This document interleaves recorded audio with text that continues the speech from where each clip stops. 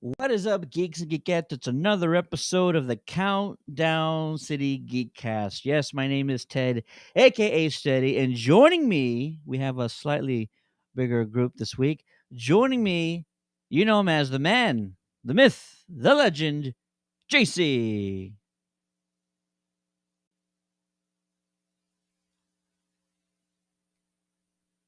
JC, you there?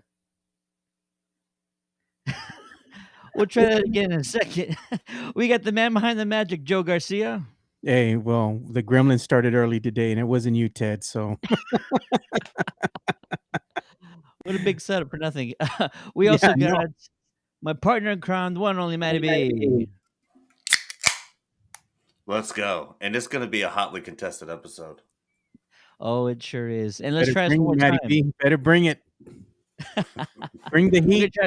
gonna try this one more time.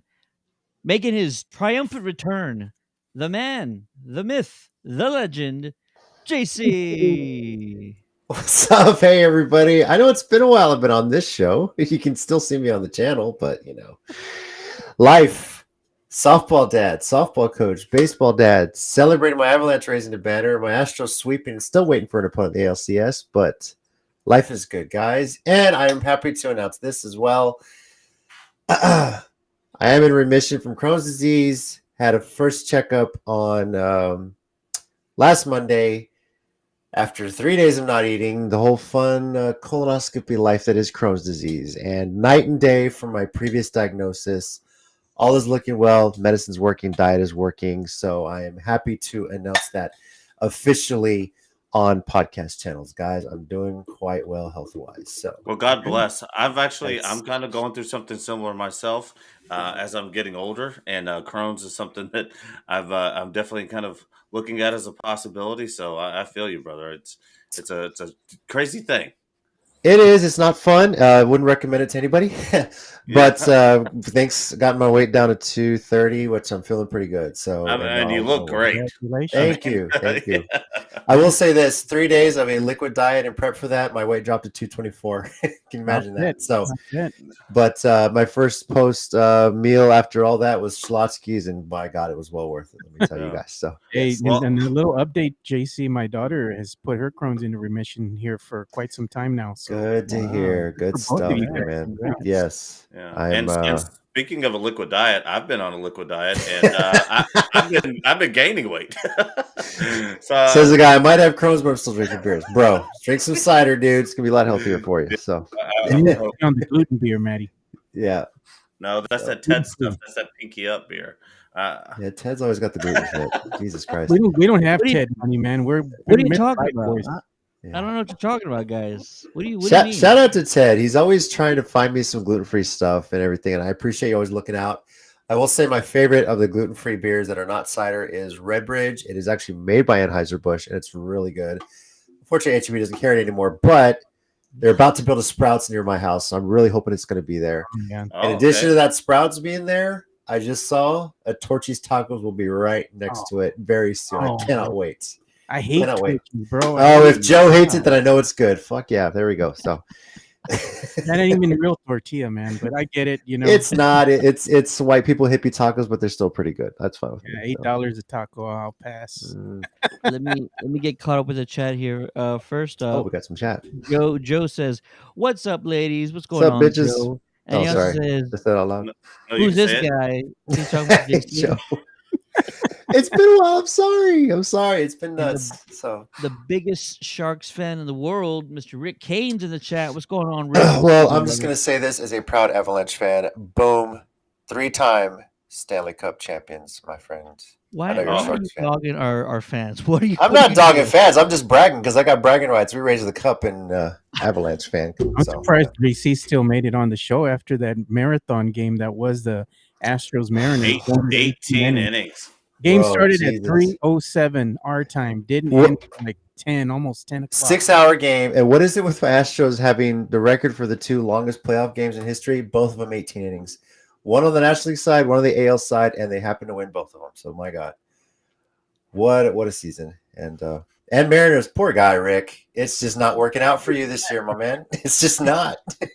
He also likes the Avs, so give him that. Give him If Could he that. have likes been the worse. Avs, cool. He Hey, also cool, likes the Rick. We cool Avalanche. then. We're Could cool have been then. worse. He could have been a Dodgers fan.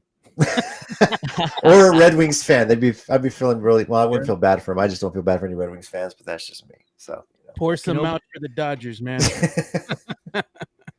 We got a hello there in the chat, General Kenobi. Good to see you, brother. David Lozano, always with the Go Spurs Go. Appreciate it, brother. yeah. It's Yeah, gonna be always. a long season, I'm here for it, man. I ain't going Yeah. nowhere. but I'm all of our happy. Cheap tickets. expectations are right where they need to be. So I feel like it's not gonna be that stressful, if you know what I mean. Well, since we're on the subject of Spurs, okay, first of all, Joe, if you want a sports show, I highly recommend the Sports Minorities podcast. Feel free to check that out. New episodes every Thursday. Me and my buddies drinking and talking shit about sports Shameless teams. plug. Shameless plug. Bringing all the not so expert analysis. As far as the Spurs, I'm at least happy that we're getting a game in the Alamo Dome this year. And unlike WWE, they're using the whole fucking dome. WWE, you screwed up, man. How do you think the Rumble should not be in the whole dome? If there's one thing this town will sell out, it is a wrestling show. You missed out. Yep, Big time. I'm right, Absolutely. David This Lozano. time. Wembanyama watch. We got a great show for you guys that's not all about sports, I promise. We We're do? going to be talking about Andor episode 6. We're also going to be talking about House of the Dragon, Hot this beat, week's like Max said. episode. We had two finales that happened this week, She-Hulk as well as Rings of Power. That's why JC's here. But Rings. first, if you have been following us for let's say the last couple of years, let's just say that there's always been one big constant that I've made sure that I made clear, and that is the sun will shine on DC films once again. And by that, I mean we're going to get the projects greenlit and developed that we all love and are passionate about. And now it's no exception. I'm happy to announce a list of things that have just been greenlit or announced today. So you ready for this? Grab a chair, grab a seat. Here we go. Ready. All at WB, which have had a complete overhaul in leadership. Walter Hamada, which may be one of the last OGs from the previous regime. This is his last week. But on the docket or on the slate for DC Comic Films is a new project by James Gunn, not Peacemaker. He's already confirmed to do that. He's going to be working on something additional other than Peacemaker. They've already greenlit a Flash sequel, or at least they've completed the script for a sequel to The Flash. Matt Reeves is working on multiple projects, movies as well, that are going to focus around Batman villains. We're talking about Scarecrow. Clayface was name dropped. I've been waiting for that my whole life, so get ready for that. And last but definitely not least, a new Superman film is in early development. We're talking about not even just the script yet, just the story is probably being put together, and that reportedly will involve the one and only Henry Cavill. Which I'll say it again: if you've been following us for a few years, I said this day would come. I said we would get Ben back. I said we would get Henry back, and now we got Henry in at least 2 films in the next year.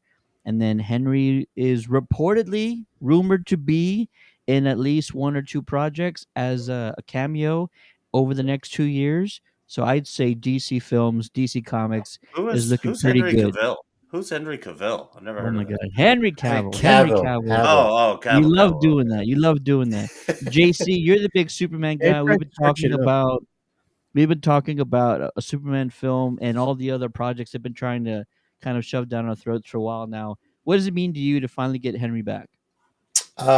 Basically, I wasn't worried. I've said it from the beginning. They can't pass this up. It's gonna fall into place. And the way DC works, the way fans speak, we saw this with Young Justice. We saw this with the Snyder Cut of Justice League.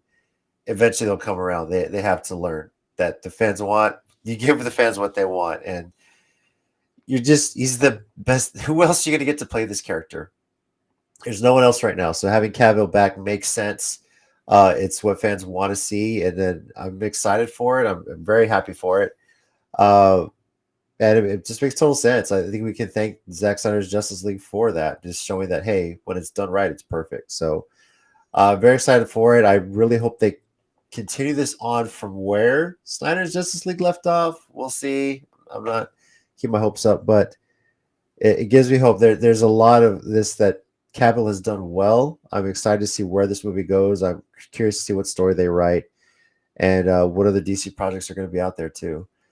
By the way, if you mentioned the whole Clayface thing, if it's not Harley Quinn type of Clayface thespian stuff, I'm not too interested, bro. You Oh, just because imagine of the that. animated show. Yeah, the animated show is so good. So, The animated show just it's a great duo, the two of them. And yeah, listen, if it happens, it happens. If it doesn't happen, it doesn't happen. But my pick for Matt Hagen, Tom Hanks. Tom Hanks would absolutely murder that role. And you need an actor who I'm not trying to say he is, but you need an actor that's sort of in the waning years of his career, who some would kind of perceive as washed out, and he could sort of play that in he could play the duality of that sort of in his own personal career. So I think he'd be the perfect choice for a Matt Hagen, and he could take the role seriously and take it to a whole nother level. So Tom Hanks, my pick, Matt Hagen. Matty B, your thoughts about all the DC projects? What are you most excited about, man?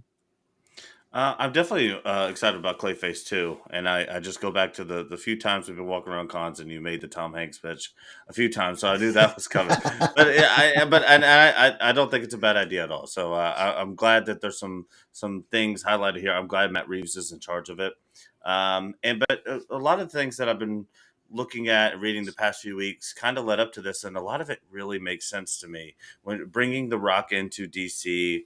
I think they're really trying to maximize the value of the licenses while they have it. And there's going to be a sale here in about 2 to 3 years to NBC Universal for these projects, which at that point will probably try to reboot. And they'll be doing that around the time they're trying to compete with the Marvel and the Mutants, which will be coming around the same time. So I like this all in push from DC. I like the effort that I see involved. I like that they're just saying, hey, let's just do something that people have been asking for. Let's get asses in seats and let's do this thing. And so I love the news. And James Gunn bringing him that's kind of fun and a Marvel talent. He was on Guardians of the Galaxy, right? Yeah. So bringing yeah. him over and maybe kind of lightening up a little bit. Maybe they can have some fun with that side of the universe a little bit, other than the CW shows. But I think it's going to be good. I'm excited about it. And he also did Suicide Squad, and they didn't mention the Suicide Squad, which makes me think this project that they're referring to might not be The a sequel. third movie in this sort of Suicide Squad franchise. Yes, I know it's not like an official trilogy, but there's definitely key players that have been pulled from the first film. So it kind of feels like it's something different. What could it be if it wasn't just an easy answer of the Suicide Squad sequel? We'll find out. Joe, what about you, sir? What are you most excited about regarding DC Comics films? Oh, the return of Henry Cavill as Superman is quite Nailed it. exciting. He's the only actor that I think is going to be synonymous with Superman, especially with the fans. I mean, that's your Superman. Why change things? And that's what the fans want. Give them what they want because they're going to go ahead and fill the theaters and make you very rich. Why would you want to antagonize them? The other thing that was intriguing to me was Clayface. But I got to say, I still proceed with caution with DC because I ain't drinking that Kool Aid yet. I want to see what's going to happen with Black Adam first. Let's see what you all did with that. I do like the additions of all the new talent that they are bringing, shows that there's a different direction for DC moving forward. But again, I'm still going to proceed with caution, want to see what is actually going to transpire here. I'm not saying that if they make these changes right out of the gate, they're just going to have massive hit after massive hit. Might still take some time to fine tune things, but I think at the end of the day, they are on the right track. And this is something that DC fans should get excited for. Absolutely, You, absolutely. you mentioned Black Adam, and yes, I'm the guy that tries to avoid spoilers. But when I found out that the post credit scene leaked, I couldn't help myself. It came across Oh, TikTok. I no. had to watch, And not to say I wasn't gonna go excited to see Black Adam before, but I'm very, very excited to see it now. I won't say anything, but it's definitely gonna be worth it. I'm pretty sure. So What do you think about The Rock being the face of the DC universe? Though, like, do you think that's a good long term strategy? Do you think at some point the Black Adam? I'm hoping this doesn't happen, but I have just a gut feeling that I'm going to be sitting in that chair and I'm going to be watching a Rock movie, not a Black Adam movie. I'm with you. uh I'm with you maybe. Yeah. because you and I are in agreement. Like The Rock isn't the biggest like thespian out there in Hollywood today. You know what he does do? He's an execution guy. He can get things done. He can execute on what he says he's going to do. He doesn't make promises he can't keep. And so, look, if I got to put up with Dwayne Johnson pretending that he's like the best superhero actor out there for like the next 10 years while we're still getting all the DC projects we want, I'm willing to make that sacrifice. I'm willing to make that compromise, but there's going to be a certain level of quality that his movies are always going to hit. I'm expecting Fast and Furious type stuff for all of his DC movies, Black Adam included. You know, it's going to be high octane, action packed, funny when it needs to be. There's probably not going to be a whole lot of heart and soul behind it, but I'm okay with that. I at least know it's going to be a good popcorn flick, and I'm willing to go with that. The only problem I'm with The Rock though is he's not very diverse when it comes to acting. He is who he is. He feels he gets hired to do these roles because of his physique. I mean, he has the physique to go ahead and be a superhero, no doubt. You know, and seeing him Mhm. kind of be the anti-hero would probably be refreshing change from seeing him play the hero. You know, but still, it is The Rock. You know, so you get what you get. The first line of Ryan's comment here. He knows the characters, respects the characters. Dwayne Johnson does his research, and if you're wondering about if he can play the anti-hero, I've been a wrestling fan for years. Yes, he can. I've seen him do it. And it's not to say The Rock was one character the whole time. It evolved. It evolved over the years. Um, Arguably, Dwayne Johnson is the highest profile action movie star in the world, and so you're bringing that into the DC universe. Great. I think it's a good cast. I'm interested to see how he plays out. Now, do I think I can get lost in the movie and see him as Black Adam? Yes. Now, but that's going to be a matter of opinion, I think. So, um, but let's face it. I'm more excited to see uh, Dwayne Johnson's Black Adam versus Henry Cavill's Superman than I was to see Dwayne Johnson's Hobbs versus Vin Diesel's Dom. Be honest with you. So Sure. yeah. So it's I think it's a good cast. I think it's a great hire, and I honestly can't see anybody else playing Black Adam. So Yeah, I it's disagree though. Like on a certain point here, like because yeah. we're going to talk about the same line on Ryan, where he Mhm. says The Rock knows the characters, he respects the characters. So why didn't he even attempt an Egyptian accent? Why didn't he get pointy ears? Why doesn't he look like Black Adam? He looks like The Rock. If he knew the characters and he respected the characters, I think he would have tried a little bit harder to not just be The Rock in this movie. And I think that a Black Adam versus Superman is, and you made the great point. I think it's going to be Hobbs versus Dom, and it's going to But look like better. that. Yeah, better. It's not Yeah, but I did agree with one thing. I believe it was what The Rock said. He's like, right now isn't the time to kind of like start teasing Black Adam versus Superman. Let them build up the character first, you know? Let them start building the character up. And I agree with that wholeheartedly. Just don't throw it in there because fans are wanting it. Make it make sense before you do that. Mhm. We'll We'll see if see in the they movie stick and to find that. out. Yeah. David Lozano says the Suicide Squad made no money at the box office, but was a really good film. Gunn needs a big property to help. Yes, partially because that was the hybrid release. They released the Suicide Squad also on HBO Max. Yeah. But I think Gunn's been weary to take on a major IP like a Superman or a Batman because you tend to have less freedom, and Gunn's all about having the creative control over his projects. He actually was handed a script for Superman and said, "Hey, if you want to, this is yours." He's like, "No, I don't want to touch that. I want to do something a little bit more obscure." And so he went with the Suicide Squad and added all these characters you didn't expect, like the Polka Dot Man. Whoever would have thought we would have got Polka Dot Man The in Weasel. Weasel a baby. movie? Still alive. Weasel baby. Well, what do you think You he know, gets? What obscure property out? The Challenges of the Unknown? I mean, I don't know. Is this what obscure property or character could he get I'm to make hoping it's this? something like Justice League Dark. That project has been sort of rumored for like a good 4 or 5 years now. It probably got shelved because of COVID and the pandemic, and so scheduling probably didn't work out. And then the people they brought in before David Zaslav probably said like, "What's Justice League Dark? We don't want to do that. We want to do." Come on, they tried to develop a Wonder Twins project. Like, I don't know That's what what I these was people gonna were say. That's what he thinking. should do. That's what he should. Yeah, it's like, look, we can do a Wonder Twins thing, but after we finish with like the OGs, the Trinity, like all that stuff, then we can start Right. worrying about, The lesser characters. D level characters there. What was I saying? Oh yeah, so Gunn, something like Justice League Dark, throw some humor in it. He's great visually as a director. That would be super dope. I would appreciate that.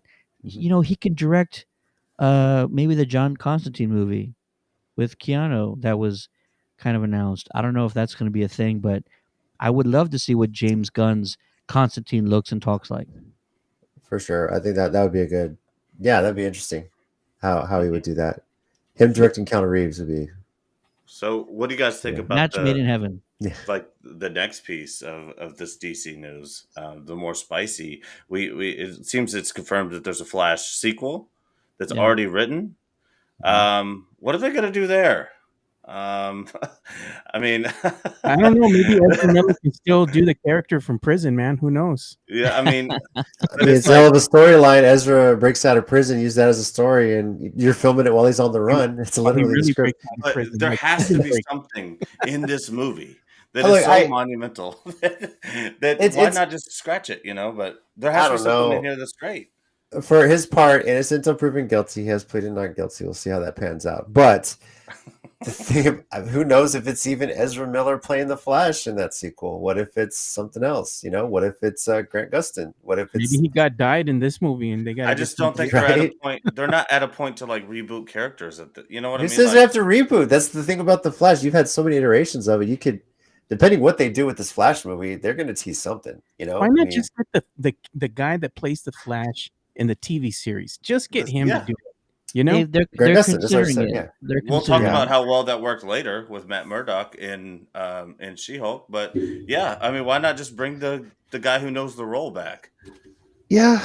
I mean, it'll be a change for Grant too because TV Flash versus DC Universe movie Flash it's a very different character. And how does he fit in? How does he have to change his character for that too? It's a different You just uh run really backstory. fast Well, one it's a time, different backstory. and then find somebody in a multiverse, and then yeah, they're in. Yeah, I know. He had different people playing his wife too. So I don't know. I don't know what you do there. So yeah, but Let's see here. Let's see here. David says, I heard the Black Adam suit had padding for muscles, and The Rock wanted to lay the smacketh down on the person that did that. I it's probably believe it. Vince McMahon because he's an ass. So General Kenobi says, I am still hopeful for Black Adam. I just think it's a bit out of sync with the rest of the projects, mainly Shazam. I You mean, it can't kind of imagine fits with Black Shazam. Adam against Shazam because that has No, to no, no. happen at some point, right? it It has will. to. It will happen. Absolutely. But they're I gonna look under, so crazy. I Next understand to what he's saying. Like, she's Black Adam is like one of the biggest, baddest villains in DC lore, and the fact that we're getting this weird like anti-hero but more leaning towards hero version of Black Adam first, it's a bit odd. The only reason why I'm going with it is because I know that it's going to lead to bigger and better things. But believe me, I want to see like villainous, intimidating Black Adam. So, I hope we see that somewhere, either in this project or a future one. I got Yeah. the storyline for you though. Let's go ahead and say he starts off with kind of skirting the fence in between hero and villain. He's in that gray area. Is that kind of the And point? he's trying to go ahead and kind of juggle that fine line. But maybe the heroes, the Justice League push him over because they try to screw him over. And that gives him the push that he needs to go on full villain and then they said, "Oh shit, look what we I did." I mean, we kind of got it with Multiverse of Madness. I know it's not DC, but still, Wanda Scarlet Witch was the villain of that story, but what pushed it to that edge? Uh, Loss. yeah, there's something, like this whole making the origins of villains. It's something different, something new. I mean, this sometimes it's done wrong, like Maleficent. Don't humanize her. She was the baddest bitch in the Disney princess universe.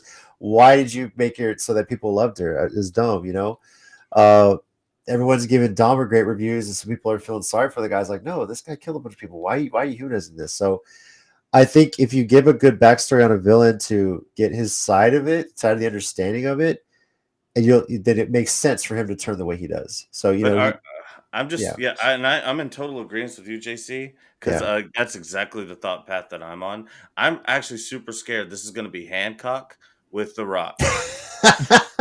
I'm super scared it's going to be Hancock with starring The Rock. Yeah, I'm with him.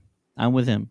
we'll see how it plays out. I mean, I would hope. But here's my biggest thing. Whatever way this goes, this news with WB, the biggest thing for this to be successful is WB needs to back the fuck up off when it comes to how the creative process is done. Let these directors and writers do their thing and just fund it, let it happen. When they start getting involved and wanting to change this or that, that's how they got screwed over. That's where Zack Snyder's vision fell apart, is because they tried to get their hands in it because they're more worried about what Marvel and DC's doing. You need to let it play out. Who cares what Marvel's doing? Do your own thing. Wrestling, we say, who cares what WWE is doing? AEW, do your own thing. Quit worrying about the competition. Put your own story out there. That's what people want to see. They don't want to see another rehashed version of what Marvel did. They want to see DC's vision. They want to see that alternative. And I think that is what will be successful if they just let the writers and directors, the storytellers play this all out and just back off. Just And with fund Like it and make the money. like the Geekcast. We don't worry about what anybody else is doing. We just do our own thing, and Yeah. yeah, There's and other that's why podcasts all out there. you Yeah. beautiful folks are here. Yeah. Yeah, We're for all sure. saying DC tried to capitalize on the product. They were worried about making that almighty dollar and trying to compete so much with Marvel. They got in their own way. If they had let the original vision for Acre's Suicide Squad go, that would have made more money, probably got better reviews. If they had let Zack Snyder release the Justice League the way he wanted to initially, now granted, it probably would have been 3 instead of 4 hours. People would have been talking a lot differently now about DC than they are, So just leave Josh Whedon out of it, for crying I out loud. totally agree, but I Yeah. just think bringing in The Rock, a huge money play. He's going to get you box office sales. You're going to be able to make some money. Just greenlight some of these fan projects, that are going to make a lot of money, some fan service content, and then sell to NBC Universal. I want to get back everybody back here in 3 years, and let's pull this back up. I think they're going straight. How much money can we make between now and the time we can finalize the deal? And they're going to push it off. I think they're done with it. They fired everybody. They bankrupted doing this for years. They've had to cancel hundreds of millions of dollars worth of projects. I think they're done. All right. See? It's a Matty B prediction. Yeah. Dad, what's going on there, buddy? He's talking. sorry, we had an emergency. My daughter stubbed her toe. Ah. The Well, princess that's stubbed her nice. toe. Good You're gonna have to stop the show, and we'll come back. job. She's fine. She's strong. She's gonna make it. She'll be fine. Well, while you want to handle dad duties, did you guys talk about the His Dark Materials trailer for season 3? Not yet. We'll Have get you there. done talk We'll get about that? there. I'm not Before, interested in. we'll get there before it drops. You We're got to the only ones that God like damn it, it. JC. Well, okay, that's worth talking about. I'm here. Let's take Ryan advantage. says, obviously no Ezra, but I feel that they may change up the Flash. I think I agree it's a possibility. I think for Warner Brothers, the best thing to do is wait and see. And I know that it sucks to hear that, but um, you're gonna make you're gonna make the best decision once all the cards fall The the way best they do. financial decision. They are a company, It is a so yes, business. you're I get probably that, right. but yeah. But Ryan also says JC gets it. Haha. best comment of the day. I love you, Ryan. You're the man. So yeah. General Kenobi says, "Oh wow, Hancock." He also says, "Exactly, Geekcast style. That's the winning formula." General Kenobi, you're an awesome guy. Yeah. We love you, brother. Got to get you back on the show. We're gonna have Kenobi back on, Just and do Lozano it. on, and Legacy Nerd on for our Andor finale. It's only right. It's only fitting that we do so. And I it's a will get good caught up by comment, then. I promise you guys. I'll get my wife to watch. So and it's a And great Lozano says, comment "Just during do this it." time, because it's just do it shy of voice, because we're talking about problematic actors. Great. It's a great It's segue, David. it is a great segue.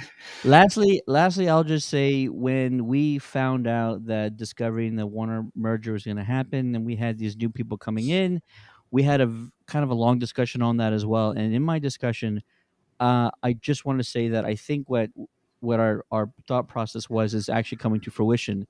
Every project going forward is going to be a spectacle. It's not going to be half-assed. Everything's going to be big, and you're going to get a member of the trilogy in almost every project going forward. And as of what we know about the next 3 or 4 projects, that's also been kind of confirmed in a way to be true. So everything's going to be big. You're going to get continuity and you're going to get connective tissue across multiple DC projects, which is always what DC fans have been harping for. So I think no matter what, you're at least stabilizing the future and you're at least building a solid foundation to build off of. You can take risks, you can try new things, later on down the road, but the first thing you need to do is plug up all these holes in the ship, get the water out of the boat, and at least steer in one direction. That way the fans can start paddling over to your ship and getting on board. That's what we need to do. And What a metaphor, uh Ted. Were Black you working on that all day or what? all day. Black looks like Adam he's reading. drops. Black Adam drops this week. How crazy I is this? know. It's just crept up on us. And then Black Wakanda Adam Forever, drops right around the this corner. week. You know God. what? We're gonna try something new here. We're gonna do Price is Right rules. Oh I shit. want folks in the chat to play along. If you're watching, you're gonna play along. Receipts. We're keeping receipts. So drop your number in the chat. You get one guess. Price is Right rules. Hot closest without going over. What's going to be the worldwide box office weekend for Black Adam? Who wants to go first? Fuck. Joe, Trying I to feel like account for Joe, inflation you here go and gas first here. prices, but hold on a second. Worldwide box office weekend, opening weekend for Black Adam. Closest without going over. If you're in the chat, drop your numbers in the chat. Your first guess is going to be the one we count. I'm Dave gonna go says 85 mil. Joe says 85. All right. I'm gonna go $72 million. JC. Wrestling fans are crazy, so I'm gonna go 100 mil. All right. Right. I'm not even writing these down, but these at least we got video. So Joe says There's Joe say receipts. 85. I think you say 85. 85, That's a Maddie 72. 72, JC 100. Yeah. I'm gonna go a little crazy. I'm gonna say 120.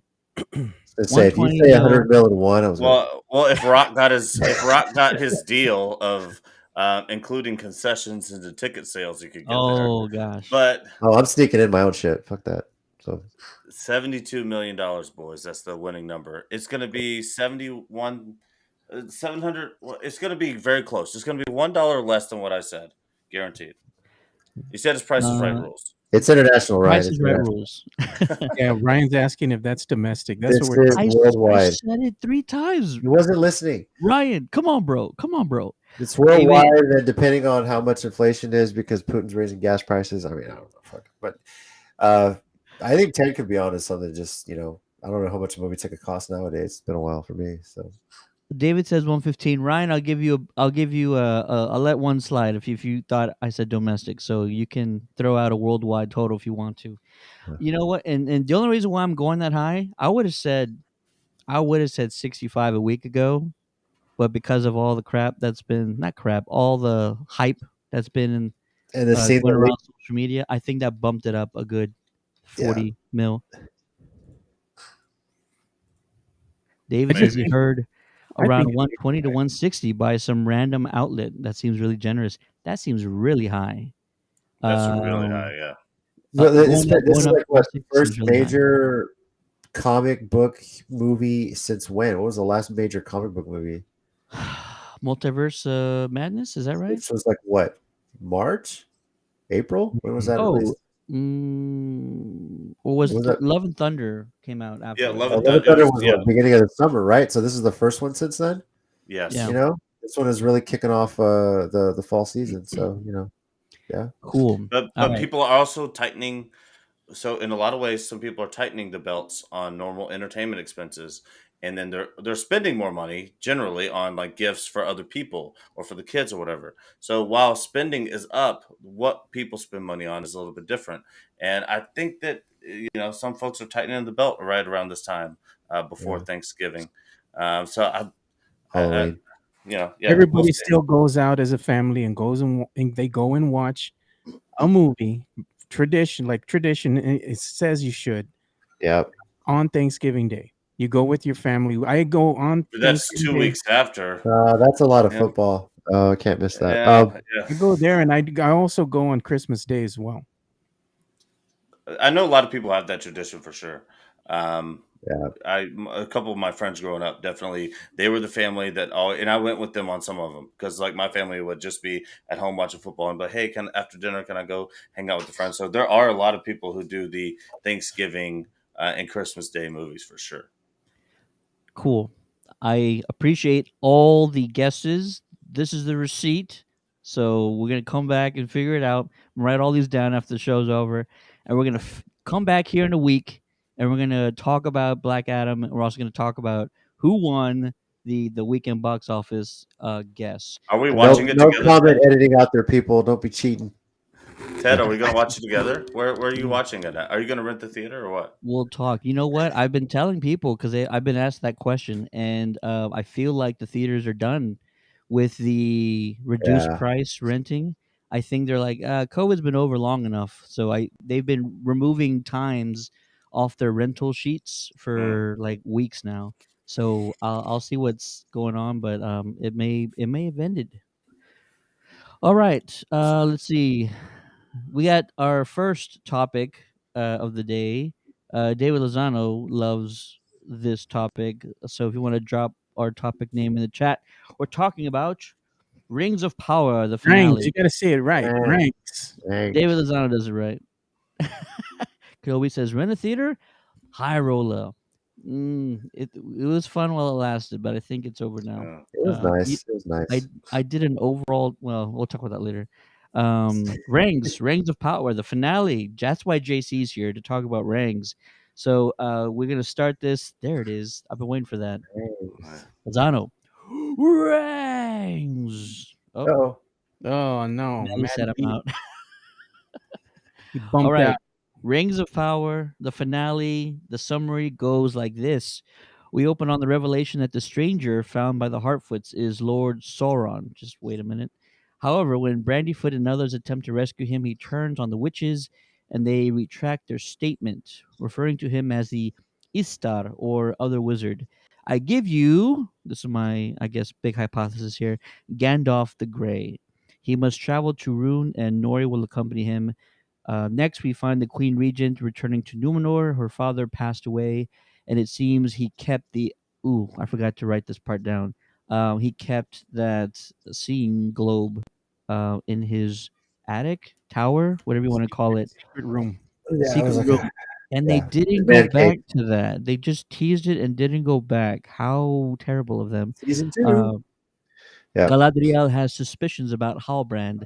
After researching the Southlands have no true heir to their throne, she confronts him. He is, in fact, Lord Sauron. He wishes to make her his queen and rule all of Middle Earth. She refuses, and he flees.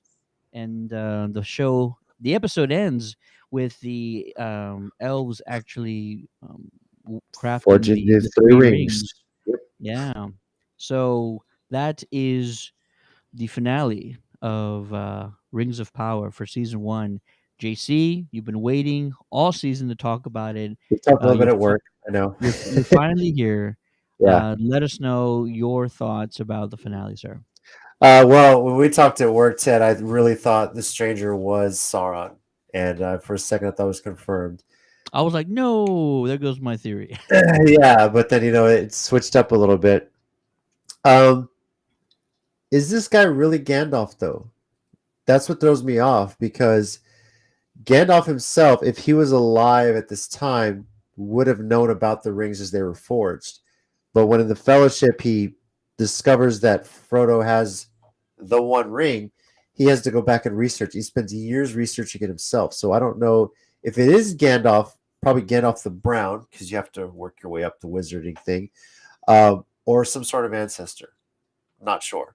But a lot of people think it's Gandalf. Gandalf the Grey, not quite yet. Probably Gandalf the Brown, brown, gray, white, that sort of Oh, thing. Yeah. So it starts off there. Uh, Overall, in the season, yeah, I know I haven't got to talk about it with you guys, everything going on, but I knew the Southlands from the beginning were Mordor because I know my map of Middle Earth in my head. And so I knew yeah. when I saw it, I was like, that's Mordor. That's easy. Um, and I really thought, what's his face revealed to be Sauron. I figured he was going to be one of the 9 human kings, but that gets the rings. But obviously, it's Sauron. That was an interesting twist. That was it was one of the 2 high profile ones, and pretty evil. The fact that he knew Galadriel was just tormented by this the whole time. I thought that was pretty pure evil. I thought it was pretty awesome. So what I did like, and this kind of segues into what we're talking about earlier with Black Adam. What's the story about this villain? Why is he an anti-hero? And he's given his like what he's really trying to do is Sauron. Like, I'm not trying to destroy everything. I'm just trying to unite all of Middle Earth. Is a different vision on how to do it, obviously. So, but I was very pleased with how the season ends. 3 rings for the Elf Kings and this from the sky. And I think this one really focused a lot on the elves.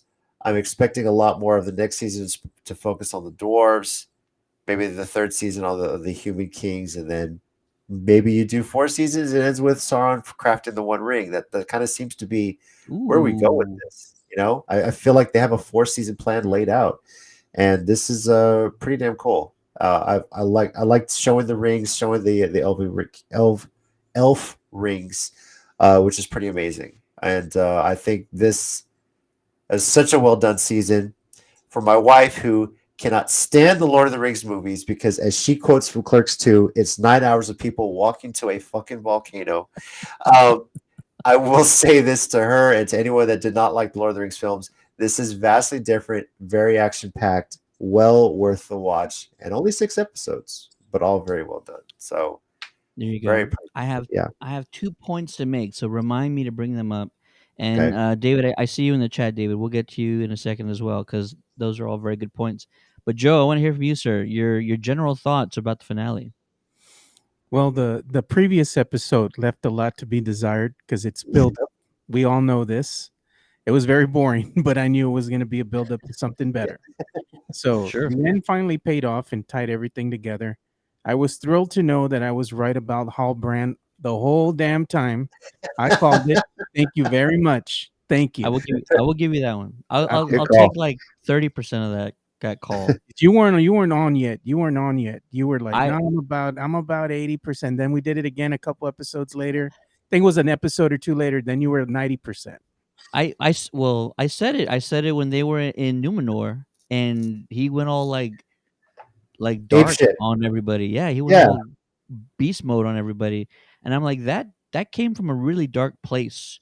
And that's when I started, getting on the bandwagon. But go ahead. No, I'm saying that was a lot of the things he was saying were very telling of what he was. And Absolutely. the way that they crafted the whole story to have Gabrielle and him working together, and her being the person behind appointing him as king of the Southland, and then for her to finally find out who he is, and she brought him home, to go ahead and learn goldsmithing from one of the best, that the elves have to offer, and then go with this knowledge and know what's going to happen next. I mean, it's just eating her up, man. You know, and I think the other thing that was interesting that I really liked is finally them learning what to do with the mithril. They had given up hope. Hey, this is it. We're done. We're toast. But then it was Hallbrand who suggested, hey, there's a way to amplify it with very little. So they found Yeah. the amplifier, which was Gadriel's dagger that her brother gave her, or she inherited from her brother, and she had to give that up in order for them to make three rings. And the three rings are representative of water, and air, and what was the other element? Fire, I believe. Fire. Fire? Yeah, Yeah. fire. So the red one, the red ring, the one with the ruby on it, is going to be stowed to Gandalf. The water, which is the clear ring, I believe it's a diamond. That one's Gadriel's, and the air, which is the blue sapphire, that one is Elrod's, and they have names too. Like the red ring, which is representative fire, is Naira. The white ring, or it's the water ring, is Nenya, and the air is Vilya. So there you go. So we see some of these see some of these rings too. I believe in the Lord of the Rings trilogy. We see Elrod Briefly, yeah. one of the So rings, and we see Gadriel wearing them as well. I don't remember Gandalf. I hadn't really paid attention. I'm going to go back now and watch he's the wearing it. He's wearing it. I can't remember if he's wearing it gray, but I'm pretty sure he's wearing it as white. But yeah, because it eventually gets passed on to him, and he's the yeah, last to wear it. Galadriel's the only one that ever wore hers. I can't remember if the second one did the second one get passed on to. I can't remember. Yeah, Elrod has it. yeah, Yeah. right, yeah. So there you go. And I guess, with the mithril infused or getting amplified now with this pure silver and gold, it hopefully will help the elves live on, as we all well know, for a little bit more time, give them a little bit more time to make their preparations. But we didn't see the Belrog make an appearance here. It was a one and done. It was a Um, tease. They teased him. yeah, he was a tease, probably maybe for the second season, but I think everything tied together very well. And the other thing that I liked was the revelation of the stranger. We thought that he could have been somebody who was nefarious, but at the end, we learned that even the three, um, I guess, wraiths, for all intents and purposes, that we find out that were looking for him the whole time, even they believed him to be the reincarnation of Sauron. Calling him Master, we're here to serve you. And then at the very end, that's when they find out, oh, he's the other one, the Istar, and he used their own staff to Right. dispatch them. And the only thing that I did not find believable was he couldn't remember nothing. He couldn't even talk. And by the end of this episode, the brother gets his memories back. He can talk. No, man. They should have done that in the second season. Like, it's okay for him to still not know and still be able to do all these things. But with Nori there, it would have been cool to start having her and him have that relationship where he starts to remember and she's helping him, remember who he is. And that would have been cool to see, him coming out of it gradually, instead of just, oh, let's go ahead and just give him everything back at the end of the season. I was like, oh man, that was a missed opportunity. But you can only do so much with 8 episodes in a season, so I get it. But the cliffhanger too at the end is, seeing Halbrand going towards what we all know is Mount Doom, and we know Doom, what's baby. about to happen. Yeah. So But it's we're still a long ways away from that too. oh yeah, 'Cause yeah. there's a lot to build to that. And Lots of stuff that he still has to do, but we know what's coming. That's the thing. We know what's coming, and it's going to be interesting to see what he does, and is he going to exact his revenge on Adar? Because for all intents and purposes, Adar's roaming. He's the king of that domain right now. So Halbrand's going to have to come back and take back his kingdom. He's got well, his army. Yeah. Yeah. that will be the ultimate revenge with the 9 rings to the human kings. The ultimate revenge is he not only they're forged for them, the 9 human kings doomed to die. They all eventually become the ring wraiths. That's the whole point. yeah. That's why Sauron forges the one ring to try and control everyone else that has a ring. Doesn't work on the elves, doesn't work well with the dwarves, but he takes control of the humans and they do his bidding pretty much for the rest of their lives. So for all eternity, for if they will. So yeah, that is the ultimate revenge from the human side of it. I'm interested to see who the other 8 are going to be.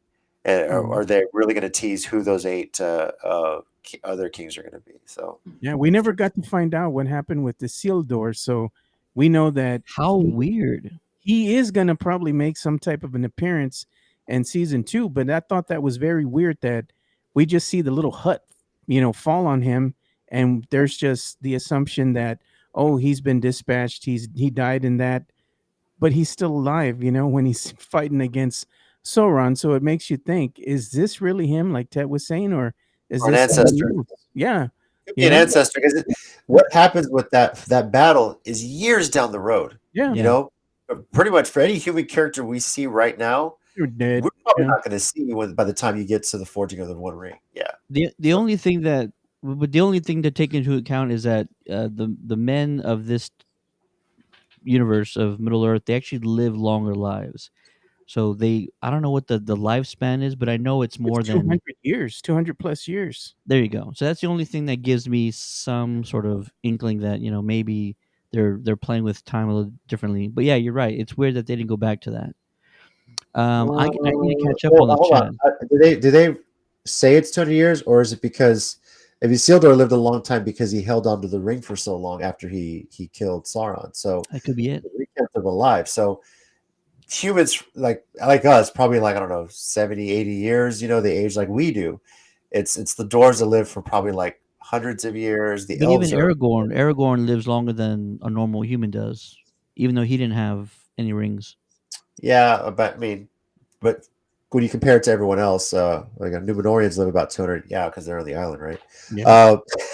So Most the of elven us. technology too. So yeah, but I mean, even then, this is set like thousands of years before the Fellowship. So there's a long way to go, and even then, the Hobbit is probably like 70, 80 years before the Fellowship. So it's an interesting how they timeline this out. So Isildur, I really think the one that actually does play a part in that battle, it's probably got to be like a descendant of the one that died, that we think died. So yeah. Yeah. I think there's still Perhaps, going to but be also that war takes place way before the Lord of the Rings trilogy with Sauron. God, I have to look at my So timeline so again. much Yeah. so that So I don't know what the timeline is, but it happened so far back that they just forget the ring even existed. Like that's how yeah, long before it was. for sure. Okay, I'm gonna catch up on this chat because this is gonna be a great topic. I can already Oh yeah. tell. David Lozano says probably is Gandalf. The only other thing that I would consider is maybe the Blue Saruman. Wizard. Saruman. Saruman. Saruman. Saruman. Which would be a hell of a twist if this guy's good, and then when Sauron reappears in the trilogy, suddenly he's evil.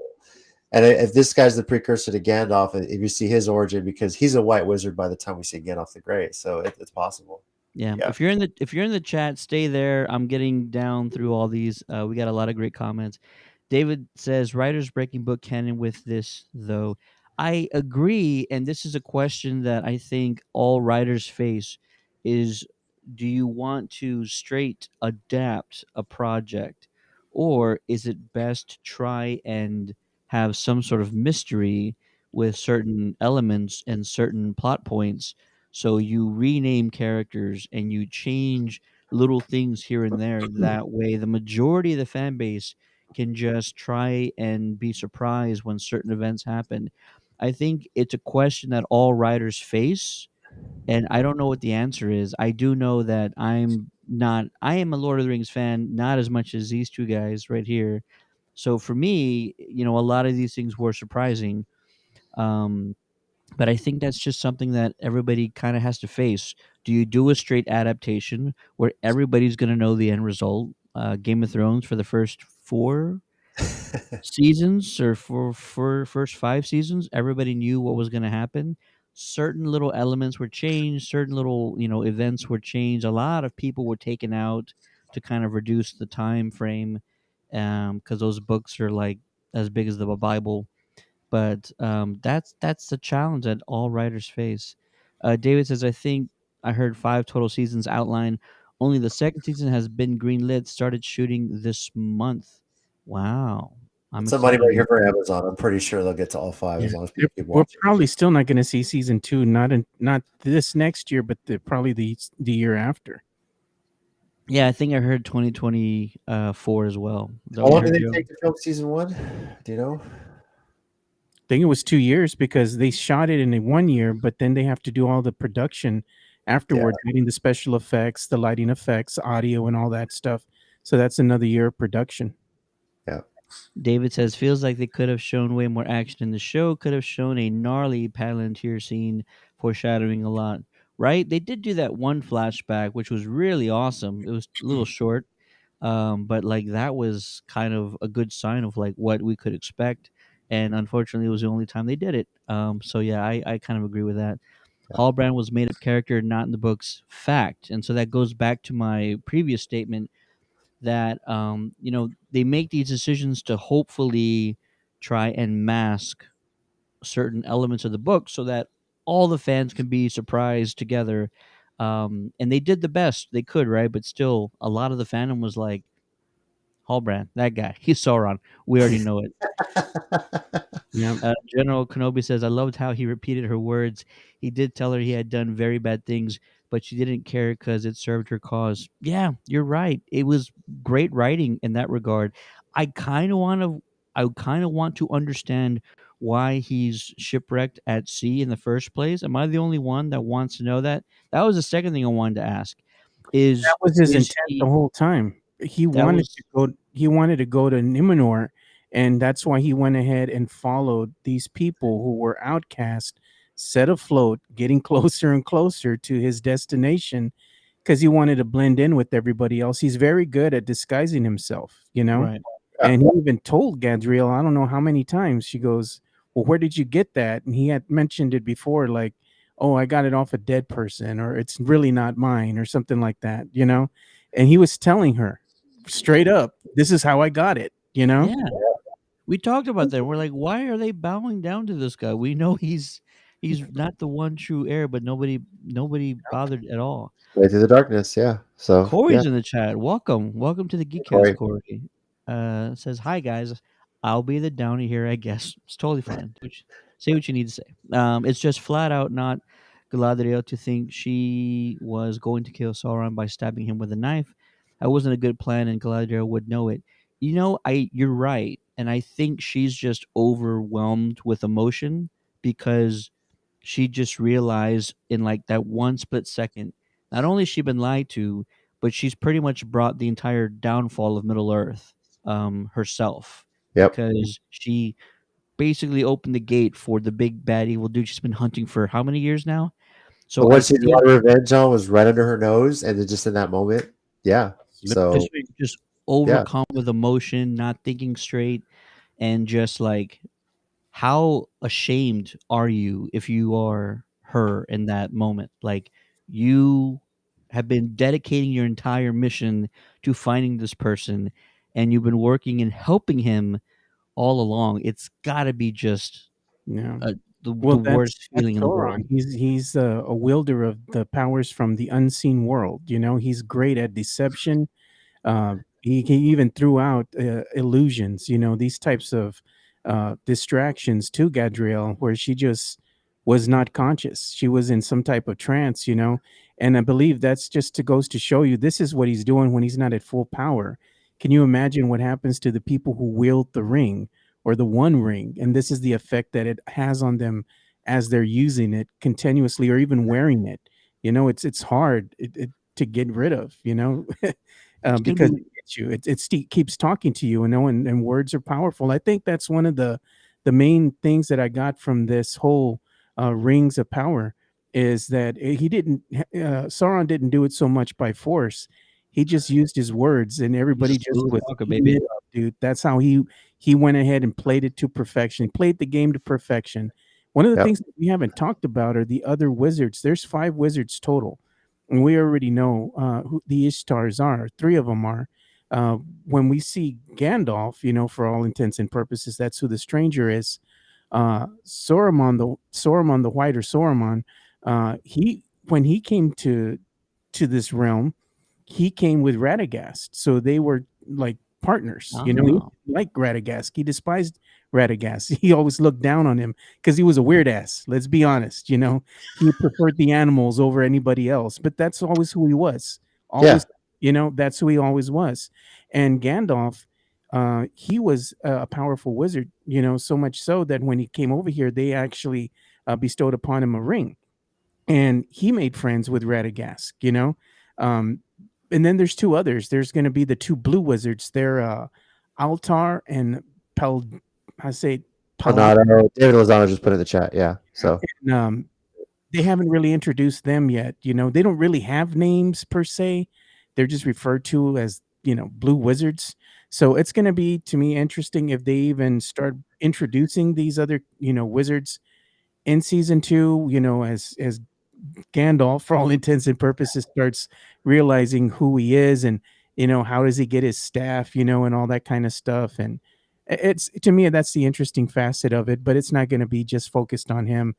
It's going to be focused on everybody else as well. So to me, it's just interesting with the Wizards itself. Absolutely. And look, if he's not Gandalf, they are really trying to shove it down our throats that he is, by just the one-liners that he's saying and what he's kind of doing. And so yeah, it would be really interesting if they try and do a switcheroo on us. David says Gandalf wears a ring at the end of Return of the King when Frodo boards the ship. There you go. He also says Gandalf is a fast learner. He's referencing back when we were talking about how he kind of started remembering things, and his speech was coming back. And I just take it that the mystics were sort of helping in that regard, or they knew how to kind of, increase Unlock the his memory, speed. so to speak. Yeah, yeah. So Absolutely. Corey's still in the chat. Says, so do the Southlanders and Numenorians both join Sauron against Adar and help him? Ooh, good question. No, the Nemorians, we know that they're doomed. they're doomed to die. For all we Yeah. know, whatever the king is there could potentially be one of the 9. Yeah. The Salvadors are pretty much gone. I mean, Mount Doom's Oh, eruption just kind of wiped it out. So I mean, yeah. I mean, They Just turned the script there. whoever's left. I, what are they There's going to do? nothing left. Everything's on fire, man. Not the land, the people that are left. There's still There's not a people lot left. left. They got decimated. So They're gone, Ted. They're Yeah. either burning or they're dying. Yeah. David says Adar gonna get his by Sauron / Halbrand. Yeah. He also says, spoiler alert, Isildur has a huge part to play still. Are you sure? Yes, yes, he Well, does. okay, Well all right. done, well done. Yeah. Corey says, does Isildur join Adar and Elendil join Sauron? Father versus son showdown? Ooh, I Interesting. don't think See, so. I don't think so. I don't think that's going to happen, but we're about to find out. Numenorians live about 200-ish years. Yeah. The Numenorian royal line has elf, Maya, human blood. That's why they live longer. The elf line, the elf blood. So yeah. So David says what I said earlier. The stranger could be. Well, I didn't say Saruman, but he says Saruman or blue wizards, which is also possible. Yeah, I think he's. I'm 60% sure he's Gandalf, and if not, he might be a blue wizard. Legacy nerd, what's up? what's up? Good to see you, sir. Good to see you. He says I got caught up on everything but ranks. It's okay, man. It's okay. Me too. David says Sauron the Deceiver. Yes, he is. General Kenobi's also welcoming. Another conversation. Yes, of course. There you go. Alatar and Planado are the Blue Wizards' names Planado. that just wandered off. It's 2 L's, by the way. Pallando. General Kenobi says, yeah, I hope we get to see them. And David says, always follow your nose. It's freaking Gandalf. LOL. Yes, I agree. They are trying to cement this in our heads. And if they pull Or is it a misdirection? switcheroo, if they pull a rope-a-dope on us, it's going to be a very severe one that like nobody's going to laugh about. They're like, no, we're not going to buy into that. They'll spin it one way or another to give you clues. I mean, I know. Yes, you're getting to one point, but comparison, Krypton. We knew the Superman mythos, but they went back years before Superman on Krypton and gave you this idea. And you have some freedom to work with. You kind of get that with the show. There's some freedom to work with. We know the end point. We know they're trying to get to the forging of the rings. We know what the story we want to get to. But you have a little bit of creative freedom on what you can do to get there and how you can make this an entertaining show. They need to bring Krypton back, by the way. Come on, HBO, make it happen. Bring back Krypton. Come on, WB. Come on, WB Discovery. Yeah. Yes, There you go. And I we'll move on to the next topic here in just a second. But they kind of have not as much freedom as you might think. Characters like Superman have a lot of creative freedom because there's 1,000 stories of the Man of Steel with Kal-El. They've done the same story different ways. There's only one Lord of the Rings story, and you you either do it one way that everybody expects, or like I said, you try and you change things just to try and hold some mysticism and keep people guessing from knowing exactly what's going to happen next. Yeah. So yeah, that's the only difference. Legacy of Nerd says, so Rings is done. Are you all going to start reviewing the Mighty Ducks show? No, I think we're going to start getting into Tales of the Jedi. Maybe we should. Ooh, yeah, we are. Yes. Tales of the Jedi starts. When does it start? Kenobi's bunker. I think it's Coming up the already, dude. 26th, Right? Mm-hmm. or it might be this week. Is it the 21st? I'll wait for Kenobi to tell us. I don't know. Yeah, there's what's really good too when it comes to rings, but have a little bit of leeway. Nothing is ever exactly like the books. I know the movies did it just as close, if not damn near close as possible. But October 26th, there he says it. Yeah. Yep. So yeah, just let it play out. Let it see happen. Let the writers make their version of it. So. Oh, here we go. General Kenobi says he also has runtime. I saw that. Well done, sir. The longest episode will be about 17 minutes, which is better than we thought, right? I remember I was talking to probably David Lozano about that, and we were worried that they were going to be, or maybe it was Legacy of Nerd. We were worried they were going to be all under 10 minutes.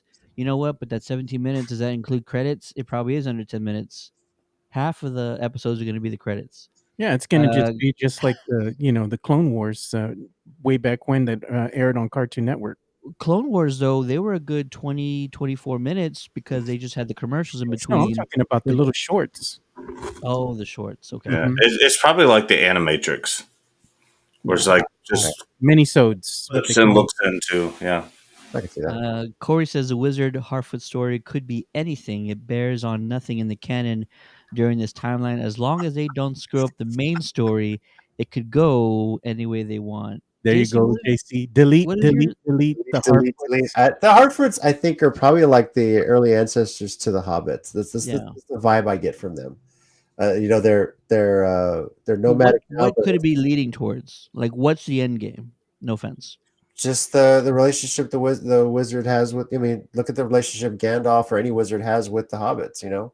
Looks out for them. You kind of set that up. So I think they tease that. Gandalf, one of his big traits. He was great with the hobbits. He befriended them. How did he bring like an army? He talked to a freaking butterfly. He was those little creatures he sympathized with, but they came and helped. So I think the Harfoots are basically like the ancestors of the hobbits. Eventually, when they settle in the Shire, that's where they make their home. So nomadic. Which was also, to me, maybe I'm reading too much into it, another sign that this is Gandalf, because when he defeated the Mystics, they sort of turned into these glowing moths, if you will. Yeah. And we always knew that Gandalf had that relationship with talking to moths when he escaped. That's why he got along with Radagast. Yeah. There you go. So that also was like another sign where, like, okay, I think this is Gandalf here. Yeah. David says, watching Rings of Power, it really highlights the fact that Lord of the Rings film trilogy was directed by a horror director. Yeah, absolutely. Yeah. I concur. And of course, we already laughed about it. Legacy Nerd says, just erase Harfoots. Delete. Harfoots and setting up the Shire, which is the furthest place in the map from Mordor. I like that idea. I love that. I think Nori is actually going to probably be maybe one of the founders of that when it all comes to done. Yeah. Welcome back, Matt. We apologize for taking so long. We got to talk about rings. I know he wants to get into the chat was on fire, Matt. We had to talk rings. Yeah, but it's just the most boring show that's ever existed. But I mean, it's okay, and I'm glad everybody got that out. Because this one actually redeemed itself, Matty. 4 seasons at least, hopefully. Oh yeah, well, Corey's not the only downer. Don't feel bad, Corey, because we got Matt here who didn't even want to watch any of it. So don't feel like you're the only one. I watched half the season. Odd man out. There you go. And he gave up. Was on the 4th episode. He says, "I'm out." We're going to switch gears here, and JC, I know you're not caught up on any other projects right now, so She-Hulk. Trying. feel I'm free, planning feel to binge free to watch She-Hulk bounce, this sir. week. My wife and I hopefully will start Andor soon because I can't watch it without her. It's Star Wars related. But when y'all ready to talk His Dark Materials season 3, because that is coming up soon, and that trailer is badass. Good. We can talk about it now if you want to play it, Ted. Come on, I know you want to. I know you want No, to. we're Here. good, man. We're good. We're But good. I really need to go back and read all the books again before season 3 because there's a lot, and I'll say this: how they're going to fit that entire book into 8 episodes, I have no fucking idea. But I'm excited for it. So I'll leave you with this. So You're kind of teasing this one is right along the lines of what the Amber Spyglass. the Amber Spyglass, yes, the season Yeah. 3 is the entire book, the Amber Spyglass. But I have a feeling if this goes really well, I could see BBC and HBO Max doing sort of the prequel sequel trilogy that Philip Pullman has written since then. Basically, the Book of Dust, which is the first book, is a prequel to this entire trilogy, and the other 2 are sequels. I think he's still writing the third one if he hasn't finished it already. So, yeah, and I've already finished the first book. I'm about to start the second one, and go from there. So, It's all but very good. They're all very good. well, Teddy's maybe, missing out, yes. man. Let me just say this about the trailer, and we'll talk about it in depth more later on soon. As a fan of the books, this is my favorite trilogy. It pulls at the heartstrings. I know what is coming. I can't wait to see it. So, yeah, I'm very excited for His Dark Materials. We saw the return of one of our beloved characters who we knew passed away in the And previous episode. If that didn't get you teary-eyed, I don't know what will. confuse the hell out of my Are they- wife. She's like, "How is he still alive?" It's like, I'm not saying Yep, shit. don't say nothing. Well, I don't want to. It's in the trailer. Is it Lynn? Is it Lynn they brought You back? got to watch the trailer, Teddy. That was Well, trailer. JC is nodding, so I'll go with they brought back Yes, Lynn. Scoresby is there. We saw him meet his demise at the end of season 2, but how is he there in the trailer? Not everything is as it appears. Let's put it. Yes. There you go. I Oh, God. went back and watched this trailer bits and pieces to see what I saw, and it's stay with me, Joe. It's exactly how I envisioned it reading the Yeah. Amber podcast. It really is. So, Really was really well done. Really good. It got me excited to see the upcoming season. I'm really stoked about that. I know We'll me and talk JC about it both before. talk about it. We'll preview it. I promise you, we'll preview it, JC, No, before it you won't. drops. The Teddy's week lying before to it you, Jake. drops. The week before it drops, like we always do. We'll preview it. We'll talk about it. But appreciate you joining and talking rings with us. The crowd does too. Appreciate you, man. Yeah. WrestleCast will be Thursday. I have no idea what we're going to talk about this week. There's no pay-per-view events coming up. We may just talk a bit of wrestling news because I'm sure there's going to be a bunch, and just kind of shoot the shit about wrestling. So definitely join us here on the Countdown City Geekcast Facebook page and also the Countdown City Geeks YouTube channel. Myself, Mike, and Tommy, and anyone else wants to join talking wrestling, because they did announce AEW's return to San Antonio, and we'll be talking about that excitement. Hey, as well. that's one thing you should talk about. I heard through the grapevine on social media, a lot of the fans, the talk is that the AEW live events are much better than the WWE. Having been to one, yes, I was there in March when Thunder Rosa won the championship in a steel cage at the Freeman Coliseum. So entertaining. They do a great job between commercials of keeping the fans entertained. And to be completely honest with you, the Freeman is the best place in town to watch a wrestling show. The crowd is right there on you. It's perfect. I love Great it. views all around. I love it. There's not a bad seat in the house. I mean, it took me back to going to Raw before the AT&T Center was even built. Like I was there, saw a Hell in a Cell match there. It's amazing. It's fun. So, yeah, I love it. I'm looking forward to it coming back in December and checking it out for sure. So It's a legendary venue in pro wrestling. David Lozano also says, found out Rick Rubin is a big fan of pro wrestling and he lives in Texas. Wow, did not know that. very cool. Awesome. Well, thank you for joining us, JC, making your return. We appreciate it. It was definitely worth the wait, and we'll talk to you soon, man. All right. Talk to you later. JC. Later. Real quick, Corey says, see, it shouldn't be Gandalf because he comes on a ship and Sirdan gives him his ring at the Grey Havens. You're absolutely right. If they're going absolutely by book lore, that's the way it'll go down. And from what we've seen, they might change some things. Yeah. David says, Matt decided to take his bathroom break during Rang's portion of the show, LOL. Legacy Nerd says, y'all want to bet Nori start carrying around bags? So y'all are going to review the new season of Coco Melon. We review everything here, so I'm not gonna put it past us. We all got toddlers too, so we Coco might be able Melon. to do Oh that. heck no, dude. I'm gone beyond the toddler years already. Yeah, I don't have any kids whatsoever. I think you're the only one that's You have toddler. a puppy. You have a puppy that watches Coco Melon. Well, yeah, I have a toddler forever. Then yes, a puppy is a toddler forever.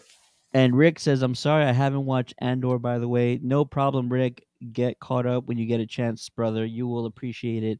And we're going to start this conversation, how we start every conversation, with the summary that goes down like this: Andor, episode 6, The Eye. Cassian and the team set their plan into motion, although Vel is surprisingly hesitant. Things don't go down smoothly, though, as a communications officer overhears the team comms and takes a team of his own to engage with the rebels. Tamarin is killed, Nemec sustains fatal injuries, and Skeen is killed by Cassian after he attempts to convince him to take the credits and run. And then finally, Cassian leaves with his cut, and Luthen is relieved that the mission was a big and huge success. Maddie B, since we haven't heard from you in quite a while tonight, your overall thoughts or your general thoughts about episode 6, Andor. It was good. I was very surprised they got to it so quickly. If you would have given me $1 million bet a couple weeks before, I would have said it takes, and maybe the week before you could go back and check receipts. I think I said it would take 3 episodes Oh, to get to the base, and they got right to it, which is awesome.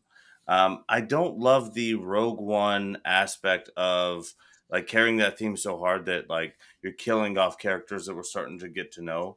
And Rogue One had to do that because of the way the canon develops.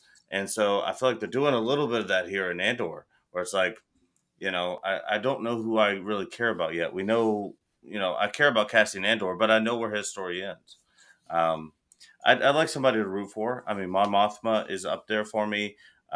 She's obviously dealing with some stuff at home, and there's different political values between maybe the husband and the wife.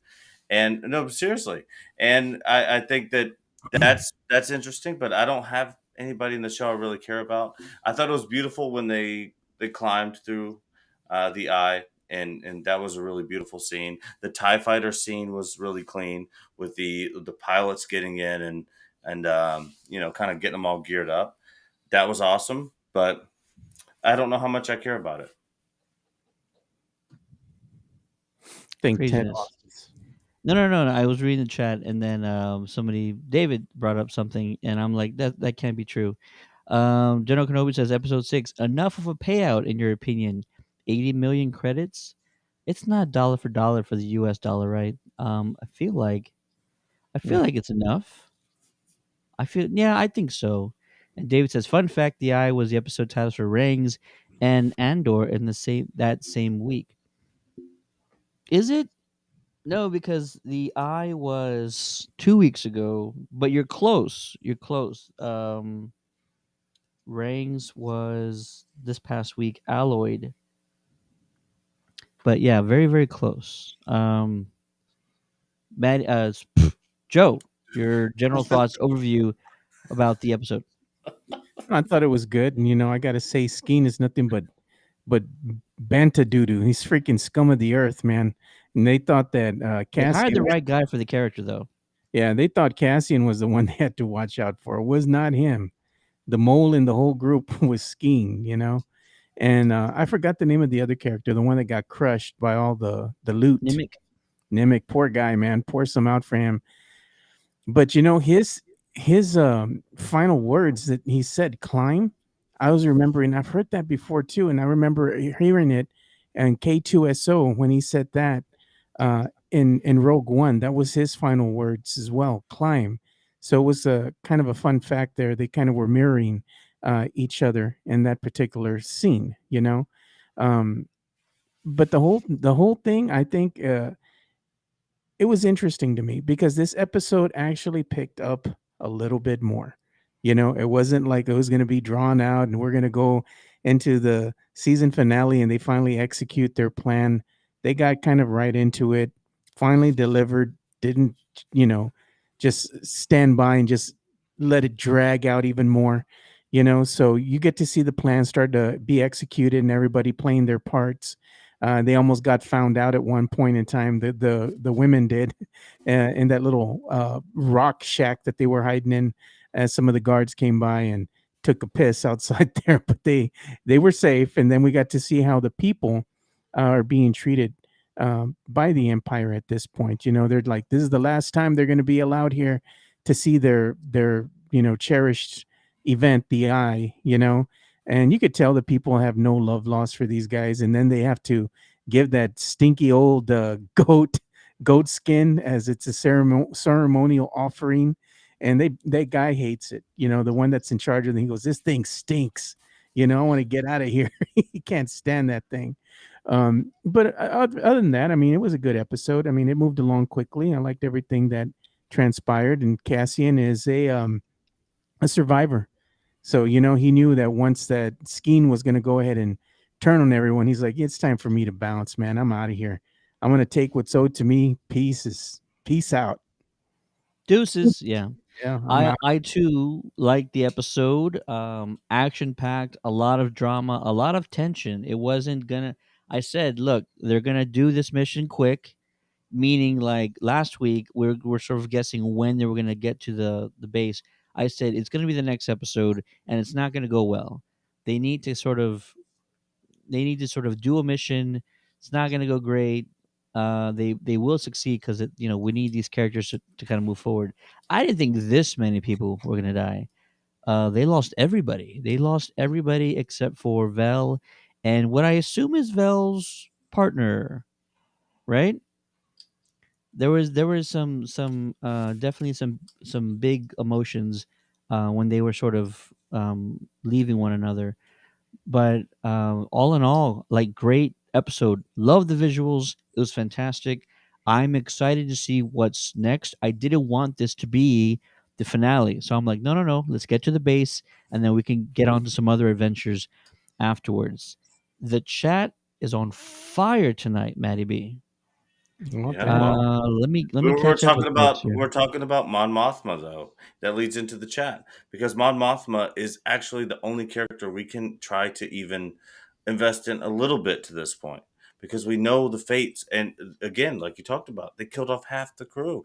I mean, it's the Rogue One thing where they know everybody has to die, so everybody just dies. So the only character that we can like base things on moving forward as fans is Mon Mothma. We'll probably also see guys like Saul Guerrera, No, we'll see them probably moving forward. I'm just nearby. saying what we've built to this point. Sure, sure, sure. You know, Definitely. David says Mon Mothma had a lot to deal with. Tweens, bad husband, the Senate, shaking my head. Legacy Nerd says, I loved how Mon Mothma said to her husband that she didn't think he would care about a charity foundation, and he just shrugged. Yeah, pretty much. Um, David says, it's okay, Joe. You don't have to say poodoo anymore. Shit is now canon. That is awesome. General Kenobi says, yeah, he even says climb in a very similar pitched voice. They're not trying to tell us something, are they? I don't know. General Kenobi K2SO, yeah, says, I'm just saying. and I love seeing how Mon Mothma has family issues. She's even had to sacrifice her personal life for the cause. Absolutely. That's what everybody's kind of showing us, right? It's going to cost something. This whole rebellion, this whole fight is going to cost them all something. Most of them their lives. Yeah. But I loved how the mission went down because I mean, this is going to sound kind of dark, but the Empire or these Imperial officers, they're not going to negotiate with terrorists. However, they took Homeboy's family hostage, and he was like, there's nothing else I can do now. And he was telling everybody, stand down, let them pass, do what they say, do what they say. It was odd to me, though, that part of the plan included using these Imperial workers to transport and load the credits onto the ship. I thought there'd be a better plan than that. I'm like, well, they could just like slow down and take their time and all that, but But why were it the is what it Imperial is. credits like tangible? In the day and age of technology that they have, you think, I mean, everything They should just haven't be they on haven't figured out crypto yet, Joe. Like, come on, man. you know, They haven't that's figured out ridiculous. crypto yet. That's like going to, was it the over there in Florida? What do they call it? Where they have all the gold and all that hidden. That's like going to that place, the National Treasury, that they have all the gold hidden. Oh, Fort I don't Knox? What you talking know. about? Fort Knox, yeah. Oh, So it's like going in there and stealing all the gold, but when you get there, there's really no gold. Everything's loaded up on servers, So come on. is Fort Knox in Florida? Yeah. Interesting. I could have But sworn it was in there has Texas. to be something that backs currency, and that requires something physical. And Star Wars has always kind of been really new looking technology and really advanced, but also like some very regressed technology and ideas kind of meshed in the same world. Um, so it kind of made sense to me. I mean, there's billionaires out there who have a vault full of gold in a mountain in Romania somewhere. Like they have something physical to back it up. They at Yeah, some point. and you have to. I mean, that's how the Treasury works. You can't just be printing money and not have the tangible assets to back it up.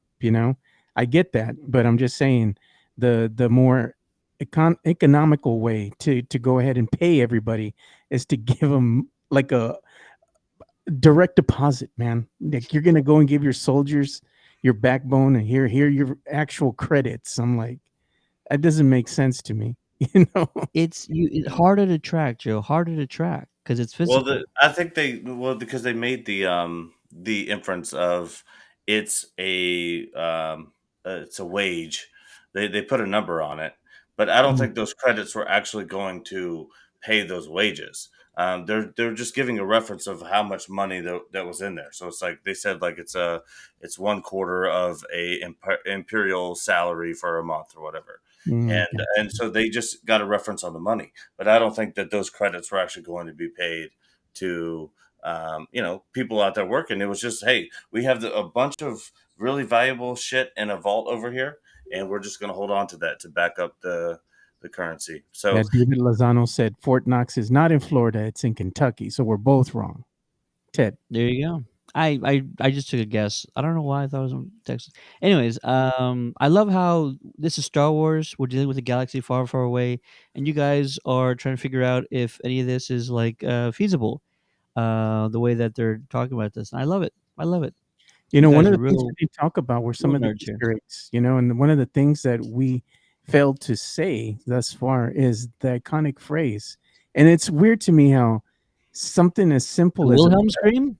no, something as simple Oh, as a phrase is such it's something that really pulls at everybody's heartstrings. Like you get crazed when you hear these things. This is the first time that we heard them reference Echo One, you know, and that's huge. It's something that you hear in the prequels. It's something that you hear later on, with Luke Skywalker and everybody else. Echo One, um, that's when we heard the communication with Vel Tamarin uses the code name Echo One.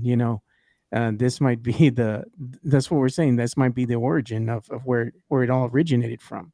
So that's pretty cool. there you Then go. again, we set the climb. The reference with Rogue One with K2SO, um, and Mom Mothra also mentioned more than one time, and I believe she mentioned it in this episode too. The Gormans, and we know that they're doomed, but I think that might be the catalyst that actually finally makes her flee, because we know that the massacre is going to be coming up, and so that might be the thing that she's just had enough, and she fully just decides to leave and just go with the rebels. But then we also see in one of the scenes, was it from it was like an item. I remember it was an item from planet Devarian, which is the Devorians. That's their home world. They're the ones that kind of look like devils. They have the horns and all that. Uh, so we saw an artifact there in the background. So that was interesting to me as well. There you go. Legacy Nerd says, so when they started to go through the eye, I realized for this was more important than the Kessel Run. I wish they gave it more time. Yeah, that's pretty true. Definitely more important than the Kessel Run. It was beautiful too. I didn't know how it was gonna look, but the way they did it, absolutely loved it. And I think it's a staple in any Star Wars movie. if you have more than one TIE fighter flying around in an atmosphere, eventually those are going to collide. Like there's always a collision of TIE fighters somewhere when they're flying around, usually because one is like shot and then he like bumps into another one, or he like tumbles and crashes into another one. So we got one of those as well. And I'm like, oh, I hope they, as soon as I saw three of them, I was like, oh, I hope a few of them crash into each other. And we got it. So yeah, Star Wars staple, crashing TIE fighters. David says the Aldani chieftain looked so much like Bryan Cranston. I didn't even think about that. I think he did, yeah. Bryan Cranston, or you know what? I thought he looked like oh gosh, Ben Kingsley. I thought he looked a little bit like Ben Kingsley. David says Cinta, Vel's partner, about to witness a star destroyer in the upper atmosphere of Aldani, according to the trailer. Ooh, I didn't see the trailer. That's interesting. Yeah, so we kind of inferred by how this episode ended that their mission made some waves, right? Even the even the Senate, like everybody was like freaking out because of the news story. So it was very telling that the rebellion has begun. If they weren't believing a rebellion existed before, they sure as hell do now. Yeah, because now they're messing with everybody's money. That's like messing with their emotions. Absolutely. David says Cinta maybe killed that mom and kid. I don't think so. I think she had a little bit more heart and wasn't going to do it to begin with. But we do know that the general went down. So I kind of feel like that's the only thing that happened. But anybody else have an idea? Let me know. David says all currency has to be backed up by gold, silver, etc. Alrighty, You have to alrighty. have the tangible asset. We read that one. David says you can actually buy those gold credits like Galaxy's Edge for about $25. He already has one. All right. You know what? Those might be worth something a lot more one day. They might go up in value over time. You can also buy a gift card at Galaxy's Edge. It's like a gift card that's made out of metal, and it has a special stamp. It almost well, you gotta go. It has a stamp on the back of it, and if you spend $100 or more, you can get that special gift card only at Galaxy's Edge as well. David says Echo Base Hoth in Empire Strike Back. Empire Strikes Back. Good call out. Good call out. Also, Luthen. Luthen gives a lot of the collector vibes from Guardians of the Galaxy. Love it. Yeah, I can see that. That's pretty cool. I'm excited. I'm excited to see where this goes. I do love the fact that Cassian killed Skeen. Now, I say that because I felt like he knew in that moment there was no way out. I feel like he played out that event in his head a variety of different ways, and either Skeen was going to kill him after he transported him to wherever, and he just couldn't be trusted, or something else would go down, and he knew the only way out was to take Skeen out. He Yeah. wasn't going to let him stick around and just, not No, he knew he couldn't be leave. trusted. Yeah. He But knew he also, couldn't be trusted. Yeah. there's no nuance in him killing Skeen though, because What do you mean? it's because he's known for just killing people the second that he thinks there's anything wrong. Andor One does time that happened. One time that happened. he does that all the time. Does it all? Anytime that anything is even getting a little bit down, he just kills them right away. There's no nuance in the way that Andor kills, which is actually kind of what I wanted to like talk about a little bit. Are they going to flesh out for us a little bit what raised him up this way? Like what sort of distrust did he have in his past that led him to the second I think that you have the ability to cross me whatsoever, I'm going to kill you. I think it's the way he was raised by that woman that took him off planet. She was hardcore, dude. So she probably raised him a certain way and showed him you can't trust people. You know, people Yeah. are not to be trusted. And if you feel like they're a threat or they're going to do you wrong, you got to dispatch them because it looks like that's what they were used to. You know, so she Rough. instilled that on him. Yeah. rough upbringing, but yeah, Yeah. that's like in his character. That's like what he does is, and I think they gave us Skeen like that off of the Bear, like I told you, in the Bear, which is an extremely popular show, especially in the demographic. um it he was that same type of character, super untrustworthy, Oh is yeah. a risk to the mission the entire time, and I think that he has no remorse. I think he just does what it takes for him to stay alive and keep moving. Yeah, he's a survivor, dude. That's you know, Cassian as a survivor. And the other thing too, like Maddie was saying, if you look at Rogue One, when he was on that mission on planet, I guess when they were first starting the movie, and he was talking with his informant, and his informant had a hurt arm, and they attracted the attention of the stormtroopers. And he's like, "Oh no, how am I gonna get out of here? I can't climb." He goes, "It'll be okay. It'll be okay." Boom! He just killed that brother right then and there, dropped him dead, and got the heck out of there. So killing to him, it's no big deal.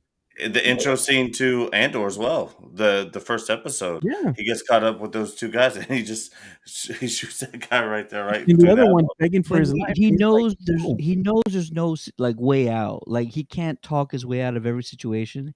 If he knows there's no way out, he has. Unfortunately, that's the last resort.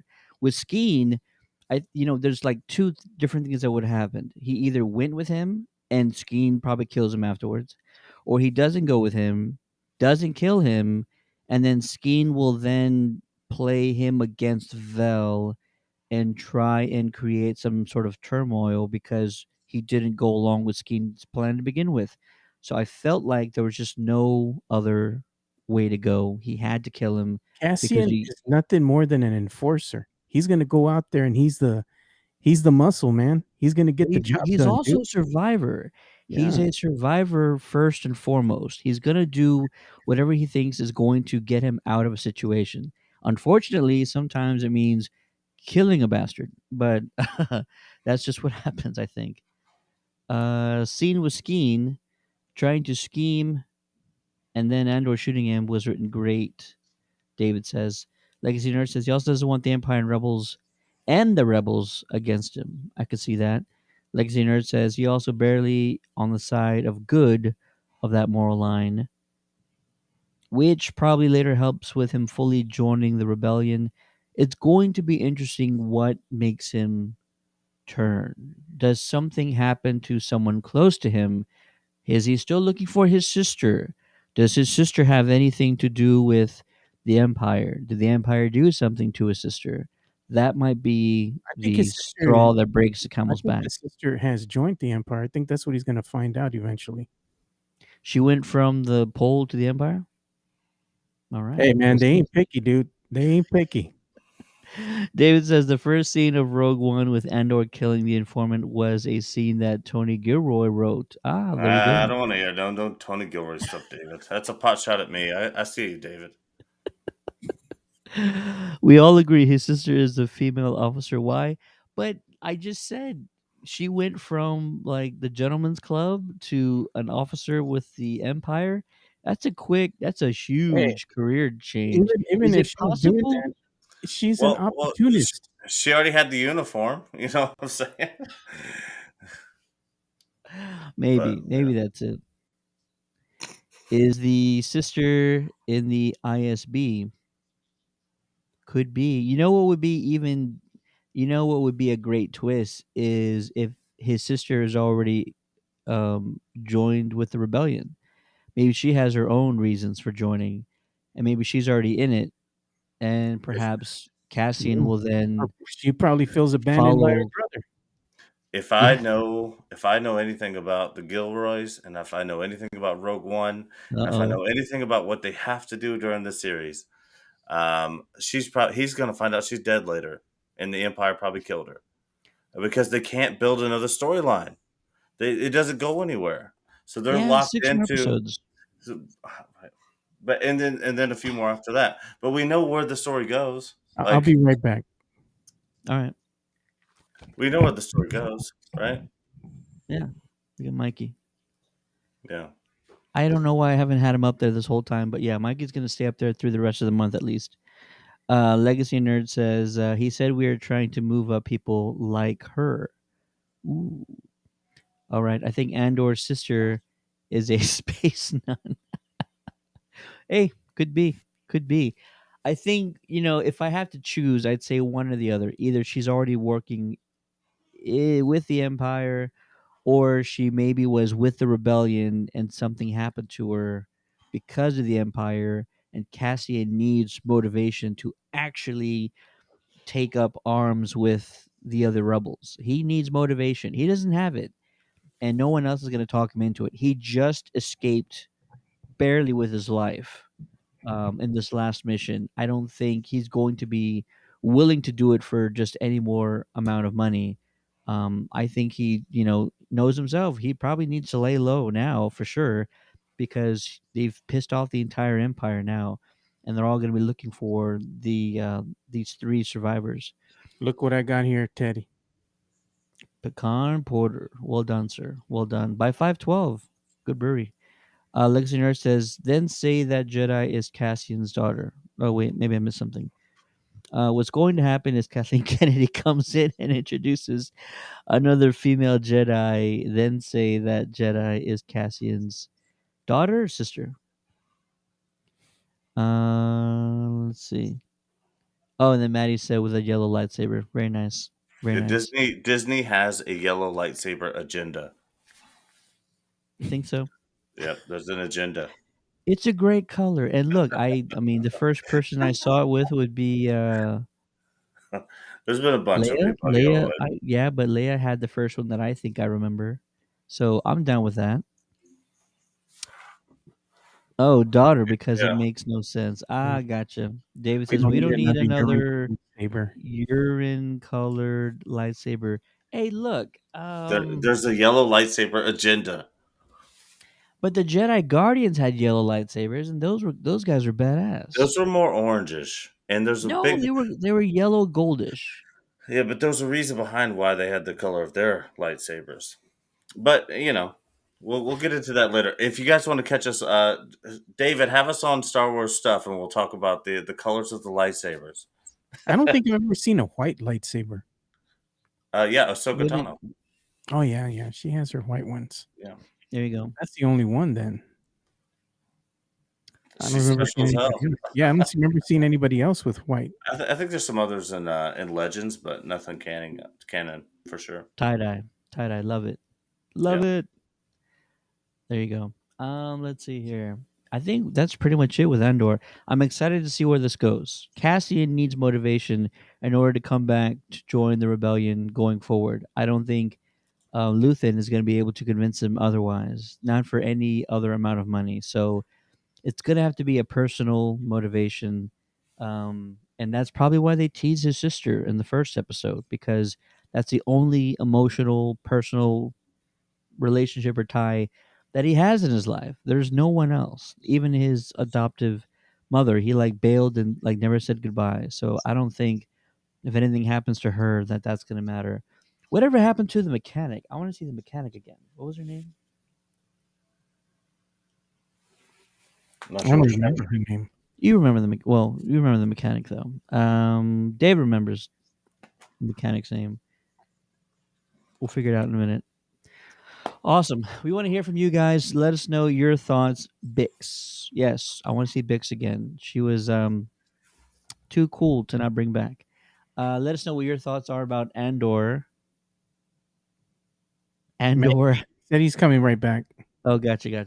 Andor episode 6. What did you guys think about the mission? Let us know in the comments below. If you're listening to us on the podcast version of this episode, you can always email us on the contact page of our website at www.countdowntothegeekcast.com.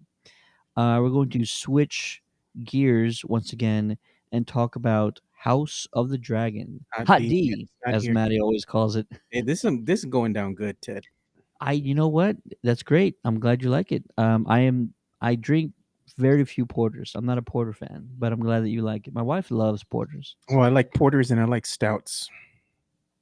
Was the build up too much leading up to episode 6? Kenobi still talking about Andor, or do you feel it was just right? I feel it was just right. We needed time to learn about these other characters, and we needed time to, because they weren't going to survive. So we need to spend a little bit of time with them, right? So yeah, I think 5 episodes leading up to the mission was fine. The first episode was just Cassian escaping the Imperial security guys. So yeah, no, I'm good with it. David says Hot D, the best show on television. Would you agree, Matty B? Would I agree? Yes, absolutely. It's incredibly good. Awesome. Hot D, episode 9, The Green Council. The summary goes a little something like this. Ding dong, the king is dead, and his council argues over how Aegon will usurp the throne. One problem, though, no one knows where the hell he is. Cole and Aemon scour the city for him and take him back to. He's laughing. Oh, God damn it, Legacy. Take him back to the queen, who wishes to have a peaceful transfer of power and will not agree to the assassination of Rhaenyra and Daemon. Rhaenys escapes the keep with the help of Sir Eric, not Eric, but Eric, mounts her dragon, storms the Great Hall, and intimidates the court before fleeing to Dragonstone to warn Rhaenyra. Episode 9 of House of the Dragon. Yes, Legacy Nerd says feet. Wow, that got weird and uncomfortable quick. Real quick. Hey, man, you got to pay the price for information. I guess so. I'm not willing to pay that price. Damn, my wife was there watching that scene. She's like, "What are you watching?" I said, "Please, please." The highest rated show on television right now. Maddie B, your thoughts on episode 9 of Hot D? I thought it was really good. Obviously, the Quentin Tarantino jokes were flying right off the bat because of his obsession with feet, obviously, in this show. But it was very interesting. I really wonder on that part, just so I can get into the rest of the episode. But that's a spicy take, I guess. Is when did that relationship start? I don't know that we've seen that in in the other episodes before. So was that always the exchange for information, or is that a new development? I'd like to dive a little bit deeper into that. Well, For It's the was probably it all the same. Otto had said, "I've seen that you spent many hours with the queen as of late." Mm. yeah, Mm. and I'm gonna be a little extra spicy here. I think a 6.3 out of 10 feet. What is the best feet I've ever seen? Um, Damn! so Wow. that's a lot of information there to be given up for some 6.3 feet. But I I think that what we're setting up here is very interesting, and I felt myself on edge a lot of this episode because we didn't see Rhaenyra and Daemon, and this is the penultimate episode of the season. So Mhm. we don't see Rhaenyra or Daemon the entire time. And so I'm thinking the whole time that they're just going to pop out like they've already gotten word because it already had seemed in the last episode that Damon, with his sort of and like Rhaenyra's sort of attitude towards the thing, that they knew something was going on crazy with the king and the high towers trying to implement power. So I was expecting them to swoop in the whole time. And again, in the penultimate episode, we didn't see them the whole time. That really caught me off guard. I was expecting to see them at some point. I love the Alicent interaction with her father. And then they kind of had their own little battles. And we were able to say, it was like, who gets Aegon first? It was sort of the episode turned into like a who's going to get him first thing. And that didn't really end the way I thought it would, per se. But it turns out that Aegon is they put the throne on him, and then before you know it, boom, dragon comes out, and the princess, the queen that never was, right? She rises to the top with the dragon and does the scorch. She could have just done Dracarys right there. She could have just ended that whole thing and then ended all the witnesses and just flown off. Rhaenyra comes back and they could have solved some stuff later. She vindictively just had the dragon just kind of howl at him, and I loved that scene. And I think she's going to fly back to Dragonstone now, and we're going to get things popping. You know what I mean? And the loser of the episode goes to Sir Kristen, just smashing old man's head into the stone table and killing him. I mean, what a bitch boy this guy is. I mean, he just can't get over it. I hate his character and his loyalty to Alicent for no reason, only because Rhaenyra bailed on Broke him. apart, yeah. But it's just that. Anyways, I thought that was a bitch move. I don't know about you guys. What do you think? Oh yeah, no doubt it was Absolutely. vengeful. It doesn't seem like he can pick a fight with somebody who can best him. Well, he did with Damon though, so that's kind of the weird thing. Remember, he beat Damon in the beginning, Oh, and so that it's was like, that was back then, not anymore. Now Damon's Mr. Fuck around and find out. I was on a horse. But I thought that was super interesting. Like kind of Sir Kirsten's role there. But I'm ready for him to be done. He was the loser of the episode. The winner of the episode is the queen that never was, stepping up onto the dragon and getting to just intimidating. No, we're just gonna wait because we know Damon has been hoarding dragon eggs, right? Pretty much, yeah. Yeah. He's building up, and a war is coming. Joe, what are your thoughts about episode 9? I liked episode 9, but the stupid thing is that we never found out what actually happened to Aegon. Like, was he kidnapped? Did he actually leave and go and hide? Like, what the fuck happened to this kid, man? Is he running from destiny? Like, what the hell? You know, no one could find him. I don't think he knew. I think he was out and about. Homegirl finds out the news before he does and decides to like corral him to wherever she can, make some money off of him. And then that's pretty much how it went down. They probably Yeah, told that's what I him. took from it too. The exact Yeah. same thing. I But thought you know what, man? she got word and she was like, "Okay, well, I need a favor from Hightower," and they had that meeting later, being like, "Hey, I don't like this fighting of kids down there."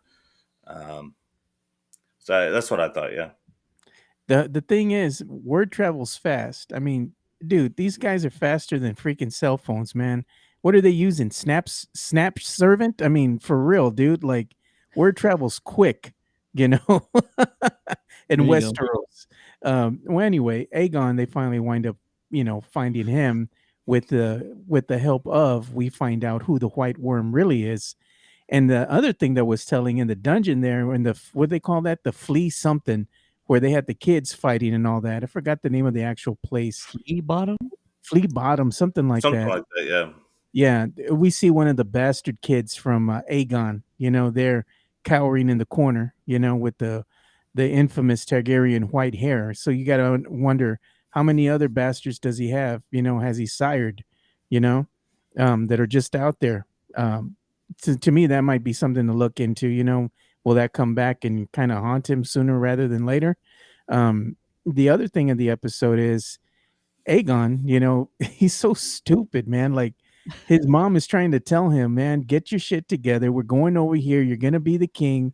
These are the wishes of your father. He told me on his deathbed, and he still don't believe her. And she even gives him the little knife, the blade and everything. And he's looking at her, and he looks at her and he goes, "Mama, do you love me?" She goes, "Imbecile." Like, this kid is just beyond help, man. yeah, He's but gonna be she also didn't say yes. Yeah, she called him imbecile. Like, what the hell's wrong with you, man? Like, this kid's he's not the brightest bulb in the bunch, man. That's all I'm getting from him. He's an idiot, and Yeah, he is. and there's several people in the castle who feel that way too. I think the knight who helped the princess escape was one of those guys who was like, and now they're hanging opposers. Like the Hightowers have just taken the Greens, right? They've Yeah. taken it upon themselves to just start killing anyone who disagrees, and his plan to kill Rhaenyra, that shows how genuine Alicent was in that last episode with Viserys and his last dinner with the family and those exchanges she had with Rhaenyra. She's like, "Look, I do want Aegon to be king. I'm down. I'm on board with you, Dad. That our bloodline is going to take the throne, but I'm not going to kill Rhaenyra to do it."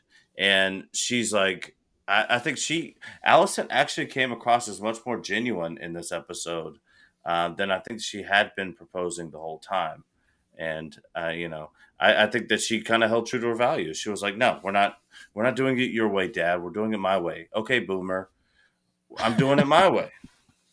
Yeah, man. My Let's get that way. hand in the chat, man. I think we're gonna have to change our rating system to feet.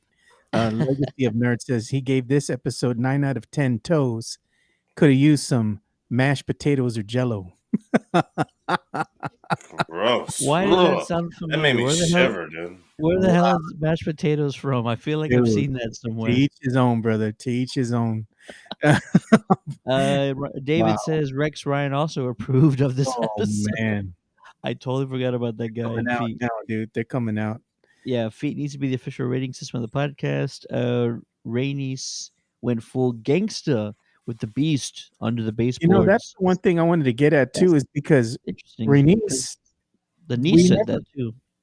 Well, Renice, the thing with Renice, I think her finally breaking free, it was symbolic. She was being held prisoner, right?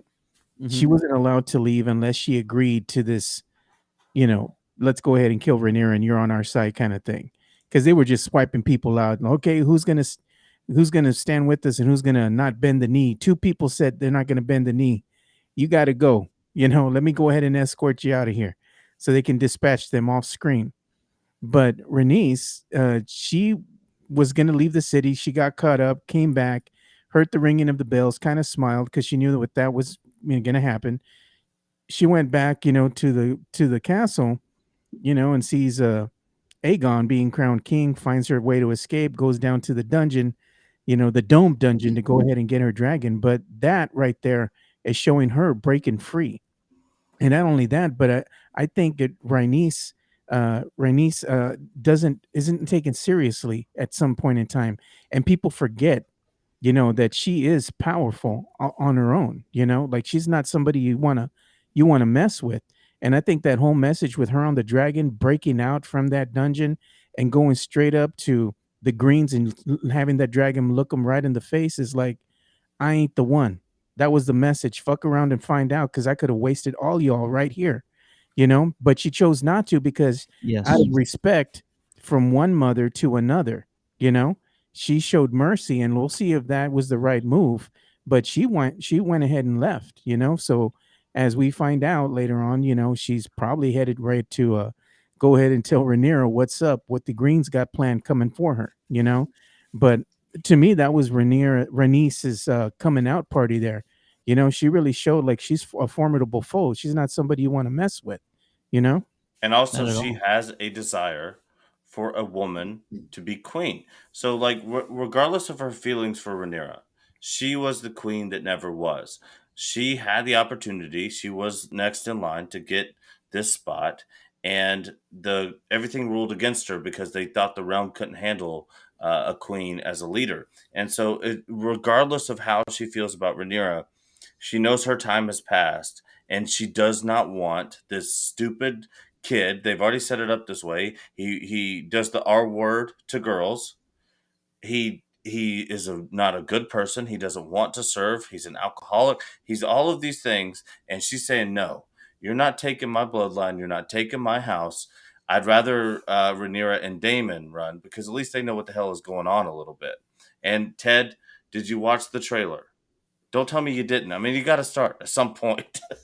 I actually did watch the trailer because I wanted to see the commentary from the producers and some Yeah. of the cast. So they do that after the trailer. So that's the only reason why I watched the trailer this week. A war is coming. That's why I Did you said it see earlier. Damon singing a lullaby or high a Valerian song to tame this massive dragon? Oh yeah. Rhaenyra and Damon have been preparing for this day for a minute. And I think that they're gonna bring some hellfire. Another thing in the episode we haven't touched on yet was again the further drawing of parallels between Damon and Aemon. Um, remember in last episode when Viserys, when they visited dragons, the Kingsland. What is this? What it's called, right? King's King's Landing. Landing. Yeah, King's Landing. And so they're coming up from Dragonstone, and we see a very skeptical Damon. We hear him saying, just a lot. It was very interesting in the dialogue. And Aemon does that a couple of times in this episode as well. Um, of seeing someone who maybe they thought was an unworthy brother, being the one who's more prepared to actually lead and understands his responsibilities. And Aemon even took on some of that dialogue from Damon in the last episode, and a few times when he was asked certain things or proposed certain things, just a And so I love that further drawing of the parallel between Damon and Aemon as the second brother. Yeah. One of the things that we didn't touch on too from earlier in this episode is when we found out who the white worm was, and she's talking with Otto, and she delivers um, Aegon, she makes some bold claims there, telling Otto, "Remember who put him in power? It was me," and he's like, "Oh, I'll remember. I'll But that remember." that's a threat, though, right? He's just gonna kill her. Yeah, exactly, because Yeah. he's finding out just how powerful this snap servant, spy ring is over here is what I call it, and he knows that, what, the white worm has gotten a little bit too powerful with her spies and her information. She needs to be, dispatched. And Yeah. basically we see the place where she's living catching fire, but we do not see her uh, perishing. So leads me to believe she escaped. So again, we Right, Well, see what nobody, happens. right? and there's a long play here. She's playing a long game. I Yeah, think that because of what we saw in the episode, she has the first heir to the king, or what she will propose as the first heir to the king, yeah. knowing that Aegon is going to mess up somewhere down the line, and that she's going to have the first heir, and she's going to be able to say, "No, it's his throne." Whatever they're trying to do, what they're doing, and have the bloodline to prove it. So I think that she was playing a long game there for sure. Of like, I think I have the heir to the throne if he gets named king. So Yeah. I have a different way that I took that line of remember who gave you him. I think it was because she wanted some power. Like, don't forget, not I'm a threat. Don't forget, like I helped you Yeah, in your that's what time of she was saying, need when but you were he took most it as a most threat. desperate. Yeah, He Say Otto took what? it took as it a as threat a for threat. sure. Yeah. Yeah. No, I don't think he did. I think he took Dude, it he's as trying like, to get okay, down. look, I think he took it as like, all right, look, when we get this throne, I'm gonna hook you up when the time comes. She's gonna ask for another favor, No, bro. possibly later on. But the person who actually takes her out, I'm putting quotes because we don't know for sure, is Alicent and Loris. Loris is the one who actually, sets the place ablaze. So it wasn't even Otto who had anything to do with it. Could he have? Sure, if he felt that it was necessary. But I think all that was important to him is making sure that they put on this fake ceremony and, get the crown on Aegon ASAP. David says, I give this episode 9.5 toes out of 10. Bro, you talk about the most cringe-worthy scene in the whole uh series so far in Hot D. That was it, dude. That was one sick puppy. I found it Cringeworthy? interesting the the nature of that being his fetish because he has one bad foot. Mm-hmm. So because he has one like ugly foot that doesn't work, that his fetish is like a really nice set of feet. I thought that was actually like an example of really deep, good character writing on their part. There you go. Legacy Nerd says, I like that I could actually see most of this episode, right? I thought they would have figured that out when they were filming The Long Night, the original Long Night with Game of Thrones, because that was the complaint, right? That it was too dark. So I thought they would have like made sure that was a thing they weren't going to It was a ever have trouble with again. But yeah, there have been some episodes or some scenes where it's like, this is really really dark, dark. and the only reason why I could see it is because I have my brightness really high on one of my settings. And so I It's always do that when difficult to I. see. It's a fact. I It mean, it's is. very Yeah. difficult to see. It's But a lot they of need to shows mess are with doing the that. ISOs. Yeah, they need to mess with the ISO settings, but another reason that a lot of these shows have done that is to kind of help divert some of the piracy that's been going on, because the darker the scene, the harder it is for you to see it when you're watching it on a pirated site, because the quality takes a dip, and when it takes a dip, you can absolutely not see a damn thing. And So it's that's also Nice. and it's also to save money in CGI work. So like the darker the scene is, the less accurate CGI folks lower have to. resolution. Yeah, you don't have to be as accurate, which costs them more money and time in the long run. So but it is difficult, and a lot of shows are doing this. I find it not just with this one, but a lot of shows are really dark I right now. agree with David Lozano. He says, watch the episodes at night in the dark, 4K HDR, and it's perfect. I agree. I have several HDR screens here. So, yeah, it looks great to me. Legacy Nerd says, I thought that Feet Finder was insinuating he was going to take care of the White Worm. So he did say that he lit the place ablaze, but we don't see a body. So if we don't see a body, especially in Game of Thrones, right? Even when we do see a body, like It's Jon Snow came back. homeboy. Well, not only Jon Snow, but shoot, the Valyrian son who took off. We saw a body Oh yeah, in the fire, and that turned out not to be Leonor or true. something like that was So his name. Yeah. there you go. Even if you have Lenor, even if you have a body, it might not still be what you think it is. Otto is looking for more allies at this point, so he may keep the White Worm in his good graces if she's still alive. Absolutely. We And yeah, like David partner said, damn house watch down. at night, dark, 4K. Well, it wasn't him though. It was Alicent. Will that matter to the White Worm? We'll find out. And she has. Are the servants loyal to the Queen to a certain extent? Like if the White Worm was to say, "Hey, I need you to poison the Queen one day," are they going to listen, or do they have enough loyalty to the Queen where they wouldn't cause her any harm? That's Well, the that's why question Alice we had should gotten be to her asking. Kristen, because you're in most scenarios they would probably kill her, but like good politicians, she lined someone there who would die for her. So she's kind of set up in that way. I But you don't still know need with servants, though. yeah, and but this whole Game of Thrones thing is my first entrance into the world.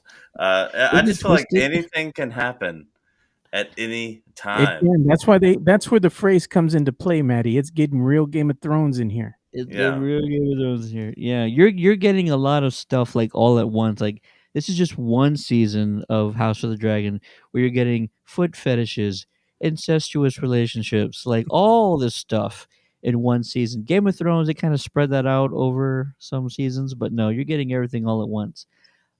Great episode. It's going to be CGI for this episode was 10 out of 10 toes though. Yes, it was.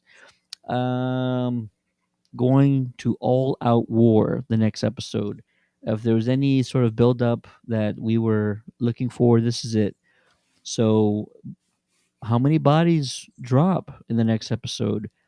Oh, I can't imagine that Rhaenyra is going to want to destroy King's Landing just to get what belongs to her. And this is still her family. It's not like she's fighting the Lannisters, who she's not related to. This is like these are her nephews. This is her best friend, her dad's wife. I'll tell Whether you you what, believe Daddy. it's true or not, or genuine or not, that's another story. But this is still, in a lot of ways, her family. Is she willing to cause them harm to get what she was promised? Maybe it's not so much she wanting to cause harm. Maybe it's what they're going to wind up doing to her that's going to cause her to react. There's going to be somebody who's going to cross the line. Right now, neither side has really made any advances, meaning It's nobody's too soon. dispatched anybody else from the other family, and nobody has done that on this side. Rhaenyra or Allison hasn't crossed that line yet. Yet. But in this next episode, somebody's got to do something to finally signal this is an act of war. We crossed the line. What's up? Well, it's too soon though. But But the line's been crossed already. and Has not also, yet. other than the princess, Allison killed her baby daddy. The line's been crossed. We but get that, but it's not having to. It hasn't affected the family, immediate family, as far as the children yet. Once something like that happens, you cross the line. for sure. And I was actually thinking of this in this episode as well. Before we saw the dragon pop out at the coronation, there was only two dragon riders at King's Landing at the time. That was Rhaenys and Aemon. There's only two dragon riders. So you just lost Rhaenys back to Dragonstone. King's Landing does not have a defense, and Daemon has been hoarding dragons. And there's no dragons riders at King's Landing right now other than Aemon. And so they're going to be facing an onslaught of dragon riders upon King's Landing, I would assume, in the next episode, right? Like, there's no one else at King's Landing other than Aemon who can fly a dragon. Yeah, I What don't are we think left? dragons are going to get involved just quite yet. I think more it's going to be the political moves that are going to be happening that is really going to show which family is going to cross the line first, and that's going to set other things into motion. Because right now, the Greens are coming for Rhaenyra, and Damon's going to wind up having to fend them off, as we've seen from the trailer. The shit's about to get real. Let's put it like that. Yeah. David says the line was crossed when Aegon was made king. In his opinion, I don't think we know for sure that Alicent killed the king. No, no, no, not the king. Not Daddy, but Alicent did kill um Rhaenyra's right. Rhaenyra's Big baby daddy, the father of her children. They, he was set on fire by Loras, who took wrong action if you ask him, or the right action if you ask Allison. Doesn't, yeah, David Lozano saying, the line was crossed when Aegon was made king. I get that. that is a But big line. Yeah, Rhaenyra, if you see the trailer, Damon's getting mad at Rhaenyra because he's like, they've crossed the you should be line, careful. Yeah, Like, in other words, you can't be playing nice anymore. This is an act of war, you know? So he's trying to make her realize, because she's like, Allison, yes, they're doing things, but at this point they still want to, don't hurt the other, don't hurt the other. That shit's gonna be tossed out the window, I guarantee, in this next episode. yep, yep. I concur. Uh, we have one final topic of the night, but we want to hear from you guys. Let us know what your reaction is to House of the Dragon. How do you think this is all going to shake out? Shake down, play out? How is this all going to play out? Let us know in the comments. Who's not going to make it to the end of the finale? That's what I'm really curious about. Drop your theories in the comments, or send us a message on Facebook by clicking that send message button. We have one final topic, and we're going to try to fly through this because this has been a great but definitely a lengthy episode. The 2 hours finale, plus. the finale of She-Hulk goes a little something like this. Hulk series opening credits. Who would have thought? That was pretty dope. They did a little parody of the Hulk series credits. Jen is released from prison and decides to spend some me time over at Blonsky's.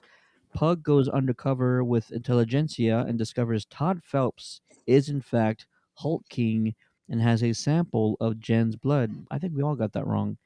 A fight ensues with Abomination, Hulk King, Bruce Banner, Titania, and it's all too much for Jen, who decides to bust out of the Disney Plus Marvel menu screen into our reality and confronts the show writers, who tell her she needs to talk to Kevin. No, not that Kevin, but the KEVIN, Knowledge Enhanced Visual Interconnectivity Nexus. She has Kevin take away Todd's powers. Blonsky is arrested, and everybody else lives happily ever after. And that's how we end She Hulk, on this crazy fourth wall breaking, bizarre, but fantastic ending. Also, Daredevil shows up at the end to do nothing, but they sort of rekindle their little relationship or their little fling there. So that's all good and well. The end of the episode is the bombshell that Hulk returns with the realization that he has a son, Scar, who a lot of fans were hoping would get sort of revealed in this series. So there you go.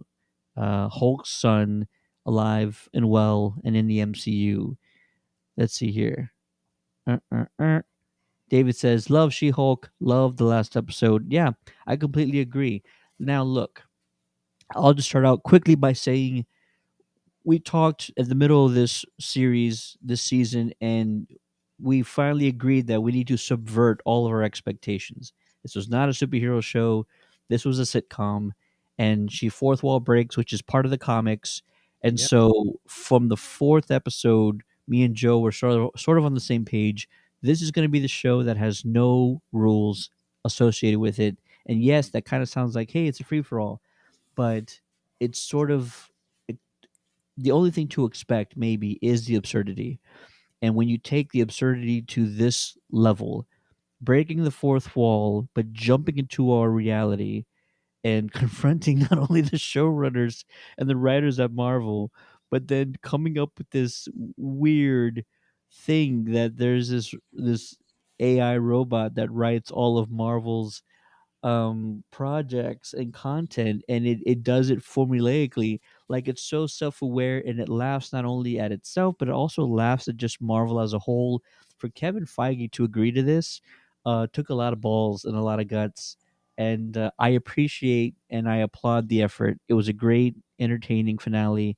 It's a great bow on this entire season, and I can't imagine what they do here going forward. She really can't pull these kind of tricks in movies, right? With other people, I guess she might be able to, but they would really have to sort of walk the tightrope when it comes to stuff like that. But this was incredible. Never thought I would see something like that happen. I don't know if anybody else did it, but I reached for my remote when the menu screen came up. I'm just like, what just happened? I reached for the remote, and then she like plopped out of her show and like swung onto behind the scenes stuff. Joe, your thoughts about the finale, No, sir? no, no. Don't start with me this time. We need to Oh hear what shoot. Maddie B has to say first. No, that's the classic debate tactic of I'm going to say what you say, so I No, can no, no. report I got a backwards. You were totally introduced by different the thing. host of the show, Joe. You were No, introduced by the host I of the got a show. totally different outlook than you do. I wanted you to go because I want everybody to hear what you have to say first because we have totally contrasting styles of what we thought about She-Hulk. David says, I like how this Kevin wears a baseball cap too. Yeah, there's like a little light shade right at the top of the lenses, and it looks like a baseball cap. It's awesome. Yeah, we want to see Matty you go B, nuclear, Maddie B. Go off. he's about to go DefCon, DEFCON 6. DefCon 6, a nice referral to the Kanye news as well, the Kanye DefCon 3 tweet. tweets. But I like that, David. This show isn't good. It's Put it's him on the not big good. screen. There you go. It's not good even a little bit. It had its moments. It really did.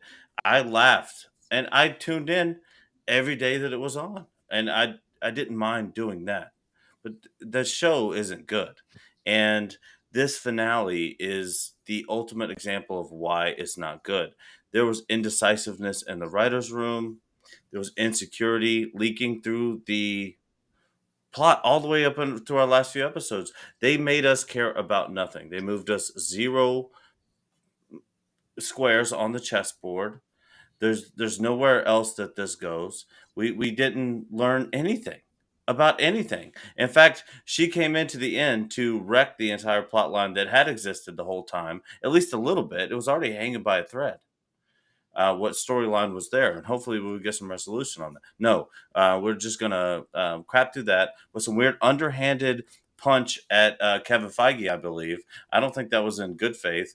I think the writers are kind of taking a jab a little bit about how the fans like to say that there's a formula to Marvel, whatever. It was a little bit of an underhanded joke, and I didn't like it. The series has taken several shots at fans throughout the series. And then trying to downgrade them with they don't like it because it's a girl show or whatever. No, the show is just not good. It's just not. There's nobody gives about any of these characters that they've put together. We got Matt Murdock. Great, thank you for giving us that. You said the bombshell news that we found out about Hulk's son. It looked more like the impact looked more like a BB gun. It didn't look like a bombshell to me. It looked like they just kind of glossed over a huge character introduction into the Marvel. I would give the entire series maybe a 5.7 out of 10. But it's very underwhelming what they could have done with that character and the fourth wall breaking and how creative they could have been. And they just failed, in my opinion. I hated it.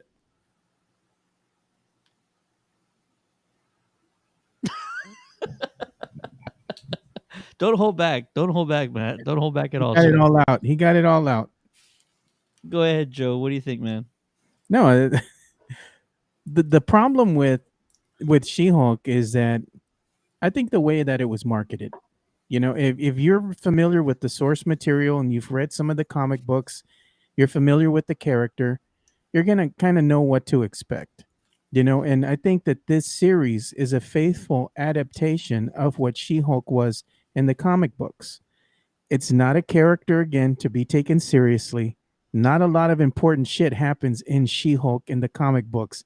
Not a lot of important stuff's going to happen in this actual series.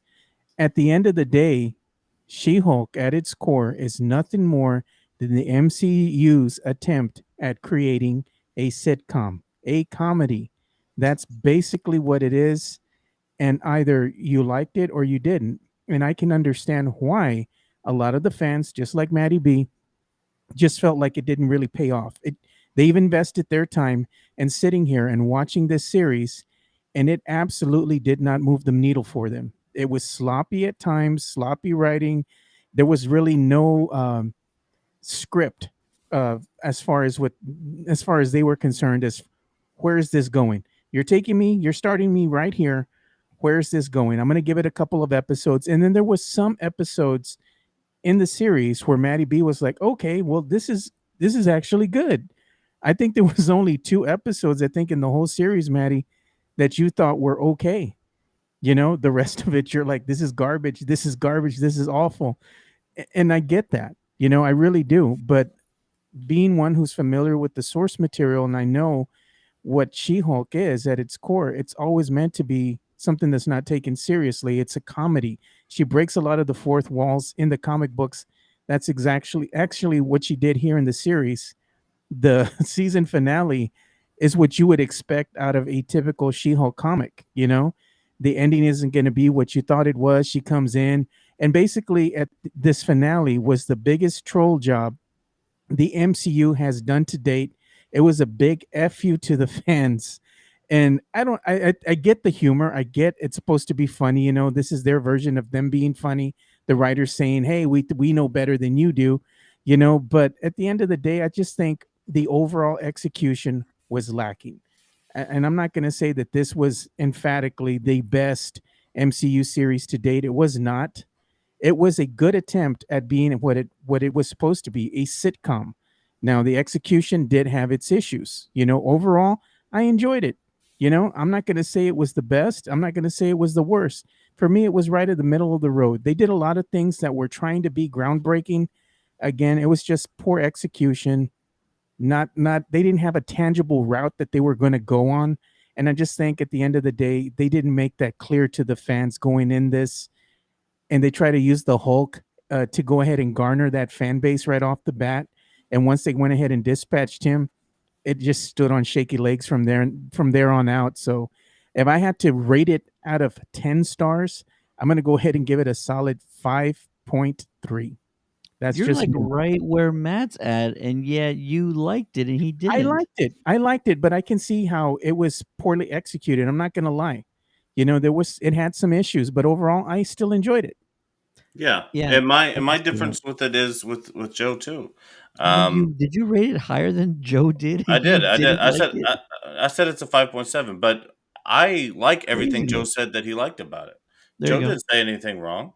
I liked everything Joe said that he liked about it. I just thought there's so many more glaring mistakes that overweigh that for me, that I my overall opinion of it is it's a 5.7. You tried something difficult, it was hard, and you didn't win. It's like I root for sports teams that don't win all the time either. Most of my favorite teams don't win all the time, but I'm always just looking for how do we do better, and I try to have a positive outlook on it as far as like rating it badly. I hope they keep trying experimental stuff. This just didn't pay off, and the finale was just sort of slung together. It's like they threw 2 drafts together and they just said, okay, we're going to go with that because they couldn't You decide but what to do. you understand. No, but like you Kevin understand. was gold, man. They're making a stab at Kevin Feige. I mean, it's funny to me. They're stabbing at Kevin Feige, but I think maybe that's for a reason. I think he wanted more control over the show than he could get,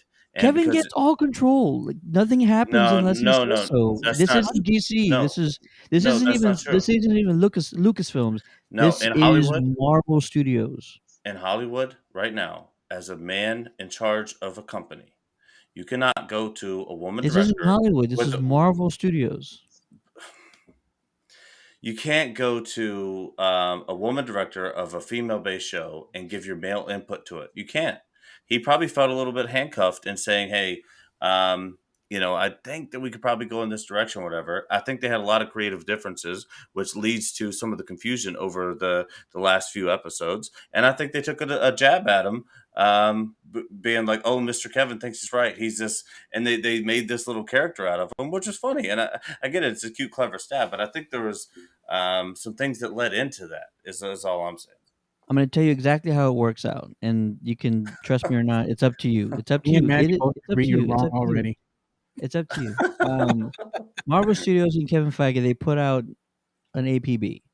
Who wants to give us a script for She-Hulk? They've done this with all their projects, all their movies. They even did it for Infinity War. They said, "Give us what you got." They'll bring in 4 or 5 writers, 4 or 5 writing teams. They have to pitch how their story goes. And then the Marvel team says, "We're going to go with you guys. You have the best one, but here's our path. We don't have a story, but Kevin Feige says you have to make sure and hit these notes throughout this song." And so their story then has to kind of adjust a little bit to make sure they hit all the key plot points and the greater blueprint of the MCU going forward. That's how it works out. So I'm sure She-Hulk is no different. Even Ryan Reynolds said they had met with like several writers and several stories before they picked the Bob's Burgers guys, and said they had the story that we wanted to go with. So they actually hear the pitches and they go with the best ones. So I just think that they got writers who said, "We're taking the source material seriously, tart, and we're going to throw in these fourth walls and we're going to do some really absurd things." It's not my favorite MCU show or project by any means, but I give them credit for the effort because they went for it, and I think it does work. It's not supposed to be the greatest glamorous thing of all time, but all the things that you say are wrong, like, oh, the story was thrown together and it felt convoluted and everything else. Jen Walters said the same thing right before she busted out of our TV. She's like, the story sucks. But it's all That's an admission of intentional. guilt. You're That's an agreeing with the admission of character, guilt, Ted. but you're That's an agreeing with the admission of guilt. character. You No, understand no, how meta that is? You're agreeing they're doing what they wanted you to do. You're doing no, what they wanted you to do. no. You You agree. think no? I You're do not agreeing agree with even the a lead. little. If the main No, character says, "Holy shit, this color's blue," and Matt's like, "No, the color's blue." Like, yeah, no, you said the same thing. Jen said the no. same thing, and she decided, you know what? We're we're not only fourth wall breaking, but we're like going all the way. They jumped Don't into don't our worry, Maddie. I reality. got it. I got it. I got Yeah, I it. mean, you know what I'm saying, right, Joe? This Yeah, is but it's what all She-Hulk was, intentional. Ted. The things you're complaining about is the things they wanted No, to they you think wanted that Jen to complain you think about, they're right? so good at pulling the puppet strings that they really had this thing figured out. They had it figured out. I'm not subscribing to What that name theory one at thing they all. didn't have figured out? Maddie's And not I'll tell drinking Everything. you the they did. Kool-Aid. Okay, I will tell you, they knew from the get-go there were going to be people that did not like the show because Then they why would tend you to put that not product out if you knew there was appreciate going to be an issue they with tend to not appreciate female-led based series. No, no, no, no, no, no, Wait no. a minute. Did we not talk about the crap that was being said about Miss Marvel before the first episode dropped? They said, "What is this garbage?" They said, "No one's going to watch it." People said it was going to bomb, even though they don't have a box it? It was the office lowest number. rated MCU series to date. And not, and I promise you that Miss Marvel didn't have as many people probably watch it as there were voters That's for a it. movie. This is a series. No, Miss Marvel, not Captain Okay. Marvel, Miss Marvel, Miss Marvel. How many negative things were being said before the show even released its first episode? It was review bombed before the first episode aired. Tens of thousands of negative reviews before the first episode. There's not that many critics reviewing Miss Marvel before it bombed. They anticipated the negative aspect of what some people would say. And if they call out those people, it's tongue in cheek. It's a haha. It's in a joking manner. They're not like beating up your mom thing or anything. And plus, like, none of us would want to put ourselves in that boat. Nobody's dogging on a show on this podcast before we see it. We all give every project its fair shake. So we're not associating ourselves with the people that they're calling out, right? We all criticize lots of things, but we all have valid reasons for it. None of the things that they were calling out in the show, the tweets about, oh, She Hulk is garbage, or why is there even a need for a She Hulk? We already have a Hulk, or they're just, gender swapping everything.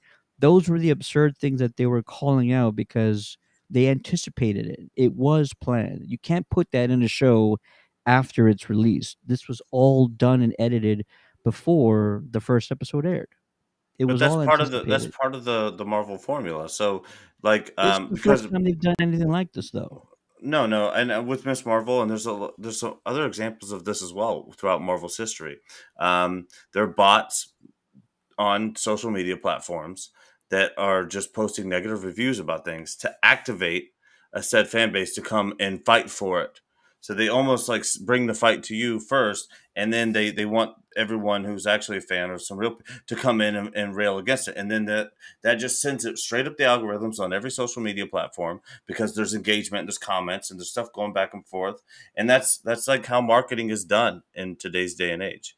It's just how it's done.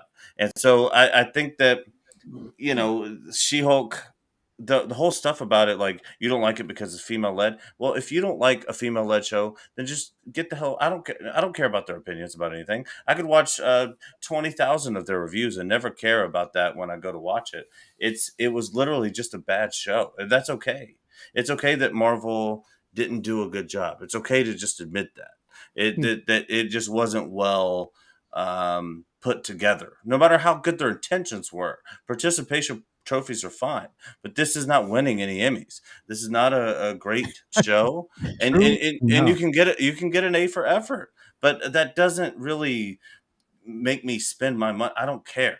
You got to make me care, and so I I they want you failed to at that all the way around. I want you to agree, though, that this was a sitcom that played by sitcom rules. It, Agree to that first. Sure, but the Cowboys played the No, same rules as no the Eagles buts, last no week, and they lost buts, 27-6. It's just no sometimes you can buts. play by the same rules, but Sitcom, you didn't play a good game, whether you play by the sitcom, same rules or not. sitcom rules. Let's I put it want you. in layman's terms, Ted. Let's look at it this way.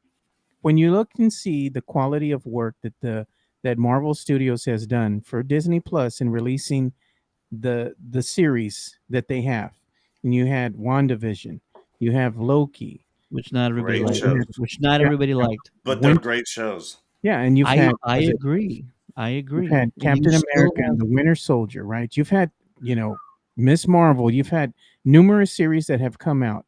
And you look at these products as a whole, right? And if you look and see what they actually accomplished beyond what Loki did as far as it being, I guess that one was the one that was setting the bar real high, in my opinion, because it actually put into action something that affected what happened not only in that series, but set up something that was going to happen in this next phase, introducing Kang and what was going to happen after that. The other series have been okay. They haven't really revealed a whole lot. They reveal enough just to go ahead and garner, hey, this is the character's new costume. You know how they got from where you saw them at the last movie to where you see them now, kind of like Wanda. Okay, we can look at that. Captain America and the Winter Soldier setting up, hey, this is the new Captain America.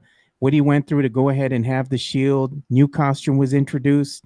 Here's Bucky, his sidekick, his counterpart. I bet you when the movie comes to play, you're going to see him in the new costume. People have watched the series. Okay, we know what he went through to get that costume. They're not really groundbreaking, is what I'm telling you. It's not they like they're can't all be really, groundbreaking. Yeah, yeah, they can't all do that. they're not all doing that. And that's the Nope. thing. When you look at what Marvel has done with their series as a whole, they've been kind of lacking that little punch, so to speak. They do enough just to go ahead and keep your interest, but really the big payoff is they want you to go ahead and spend money at the movies. I understand that, it's a business practice. That's basically what they're doing. They're just laying out the breadcrumbs and they're hoping that the fans will go ahead and eat them up. Follow this all the way to the movies. That's where we really want your money. And then go ahead and not only go to the movies, but go ahead and start buying the other merch and all this other stuff that we're going to start releasing. That's how they're going to make their movies. It's a cash making machine. But when you look to see what they did with She-Hulk at the end of the day, Ted, what they did, not just to you, but to all the other fans, is they went ahead and got a really nice can, one of those nice beers that you buy, craft beer. They opened it up, and you know what they poured in that son of a bitch? They put in Miller Lite. They went ahead and closed it back up, and they said, we're going to try to pass this off as a premium product, but when you go ahead and taste it, it ain't nothing more than a Miller Lite. They done had you, Ted. Why are you Why are you using a analogy to support Matt's I'm just telling you. side by dogging on his beer? Like that's I'm just No, also telling you, man. no, offensive. but also shameless plug. Okay, any press is good press. Miller Lite, great beer. So if you get that in your can, it's never a bad thing. But the thing about the show is it just wasn't good, and that's okay. It's okay for people to just admit that these people, Kevin Feige. I promise you, because and you were in radio, Ted. Joe, you do stuff with the media all the time. I've met people who are big like Kevin Feige and different things. Maybe they're a record rep, or maybe they big at a studio or whatever.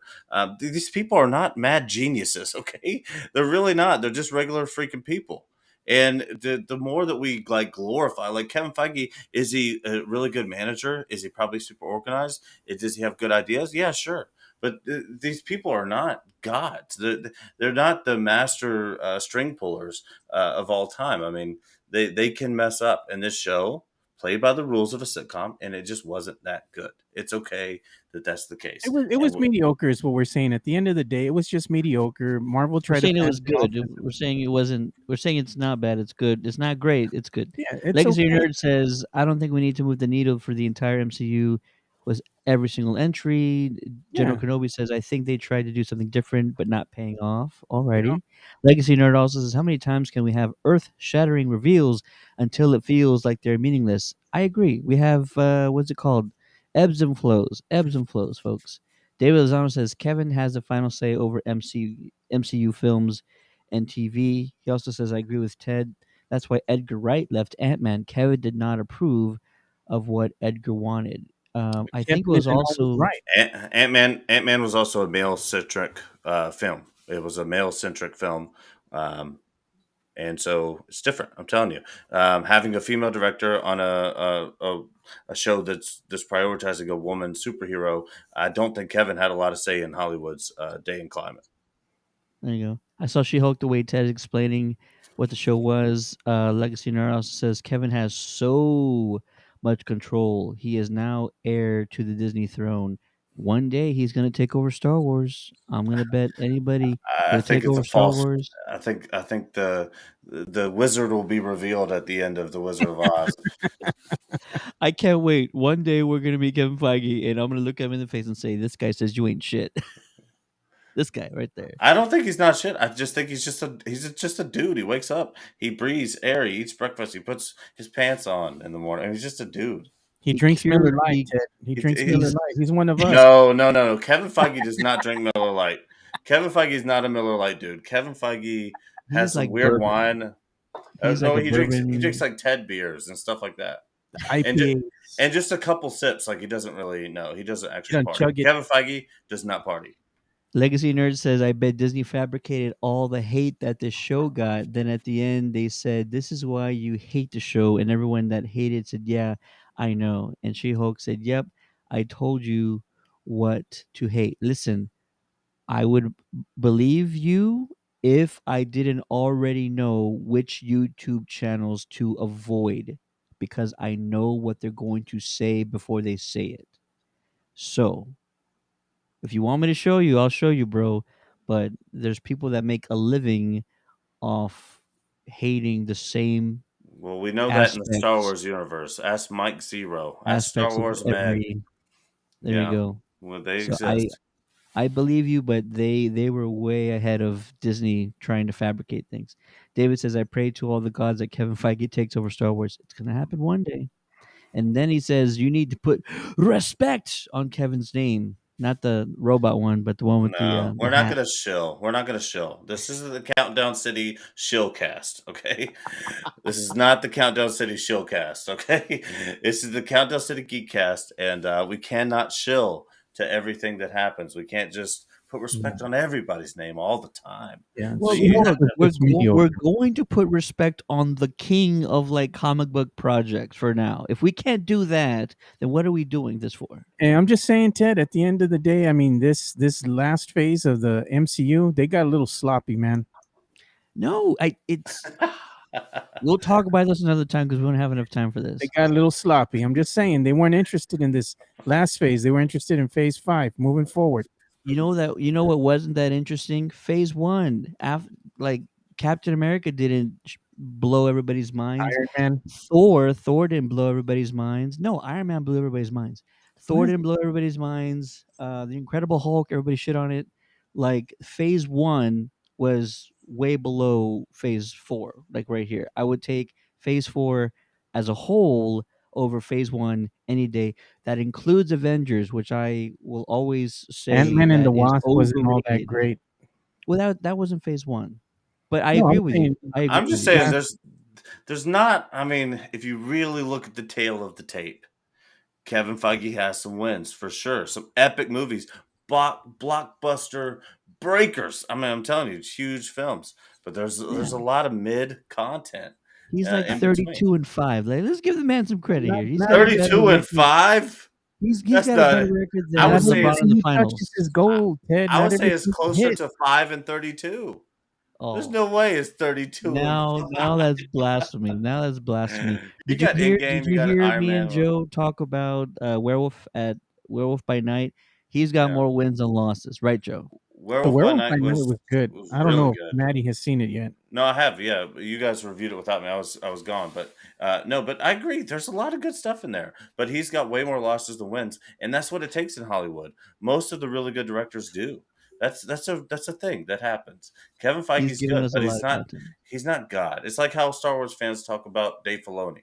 It's like, okay, well, yeah, he's a really important dude, and yeah, he's awesome, but Man, y'all are putting Kevin Feige in like this god realm, like Super Saiyan I know, dude. 10, 20 Well, realm, bro. Come on, man. like you guys have a shrine to Feige they in the get it. closet. They get it. And y'all would be. There's no other franchise that's celebrated. I think There's some of no you other guys want to franchise see that's pictures of celebrated. Kevin Feige's feet, dude. For real, the way y'all talking Yeah. about him. Yeah, To be you fair, and we have a lot of Star Wars you fans guys in the chat. We have a lot of Star Wars fans in the chat. Marvel has a better win record than Star Wars does project wise. Let's be for honest sure. about that.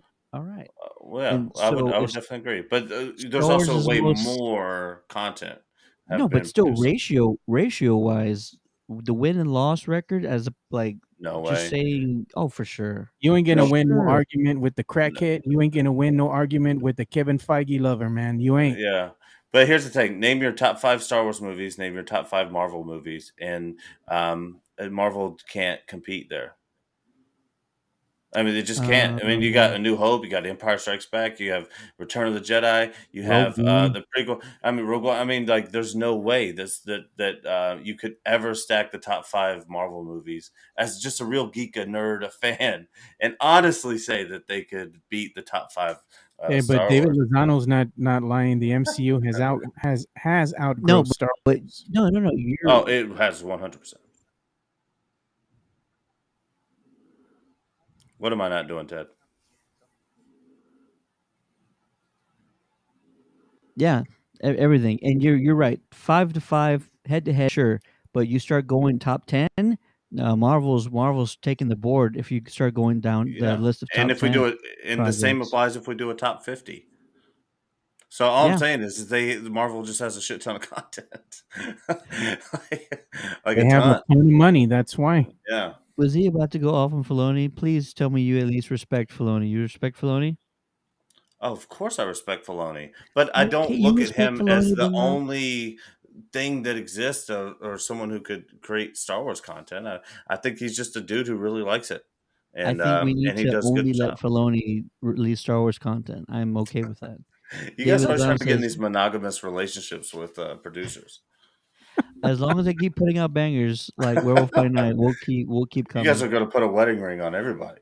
But We appreciate everybody sticking with us. This has been one of my favorite episodes that we've done. 2 hours and 44 minutes plus. The chat has been on fire. And look, I didn't even get to talk about my weekend, so I'll do that next time. But yeah, I had a great weekend hanging out with a couple of iconic final girls, Daniel Harris and Scout Taylor Compton, both from the Halloween franchise. And I did another interview with Jim Winburn, who was the stunt man for Michael Myers in the '78 film. So I'll talk about that next time. But Oh, I thought you appreciate were gonna say everybody. he was the stunt man for the recent movie. He was doing the crowd surfing. We appreciate you, Kenobi's Bunka, General Kenobi's Bunka. This was awesome. Appreciate you, man. Thanks to Kenobi, David, Legacy and Nerd, Gunner. We had a lot of people in the chat today. Rick, Ryan, Joseph, everybody who was in the chat. We appreciate you. Corey, who was sort of a newcomer to our channel. Hope you subscribed. Hope we see you next time. We enjoyed the conversations. Hell yeah, great podcast from David. We appreciate you, sir. I'm gonna have you guys back for Andor for sure. If not sooner, we'll have other things to talk about. Probably when Tales of the Jedi drop. I If you got I ask got me. I got kicked off of their podcast because I made a Bryce Dallas Howard joke. So David's not David's not inviting me back anymore. But David, if at some point I could make amends, I'm there for you, buddy. Really? Did they really kick you off the podcast? No, they didn't. They didn't. That's a I'm joke. like, it's kind of believable, but all right. For the Yeah. Geekcast, my name is Steady. We appreciate all you guys. We got a lot more stuff coming out. I got so many videos I got to edit and publish. All coming in the very near future. For the Geekcast, my name is Steady. Joining me as always is the man behind the magic. You know him as Joe Garcia. Thank you for watching, everybody. We greatly appreciate you. Make sure you subscribe, like, and share, and spread the word My of bad. I guess you everything guys that didn't hear is me. the Geekcast. Yeah, No, awesome. we heard you. I was Yeah. laughing, Ted, because I'm watching this thing on Twitter right now, and it's Oh. a tattoo reveal. This guy has all this, antiseptic cream on his new tat, and they put a picture of Angelina Jolie and Tomb Raider right next to it, and they're like uncanny, and the guy wipes off the antiseptic cream. Wow, dude, it looks like a 3-year-old kid drew it. You It's watching horrible. you watching TV during our show? Come on, man. What are you doing? I gotta check the And hot sheets, man. last but not least, the guy who's gotten the ban hammer from corporate on the Star Wars Stuff podcast, Matty B. Well, I'm gonna, in honor of my first almost 3-hour episode. This is how many cans we got today, boys. Okay, so try to keep it up and try to keep your takes up and try to not be a shill. And actually, for the rest of the year, we're doing a no shill fest on the Matty Oh B God. TV, baby. So love you guys, love you, Joe, love you, Steady. Thanks to all the Matty B fans. needs to have his own little show going on his live stream when he's not on, when we're talking about something he don't like. Call it Miller time. Miller time Yeah. with It's Matty. Matty Military Please. B's Matty Miller B. time. We'll see you guys soon. We're dropping a Halloween Ends review later this week. We have a lot to say about it, so stay tuned. Peace.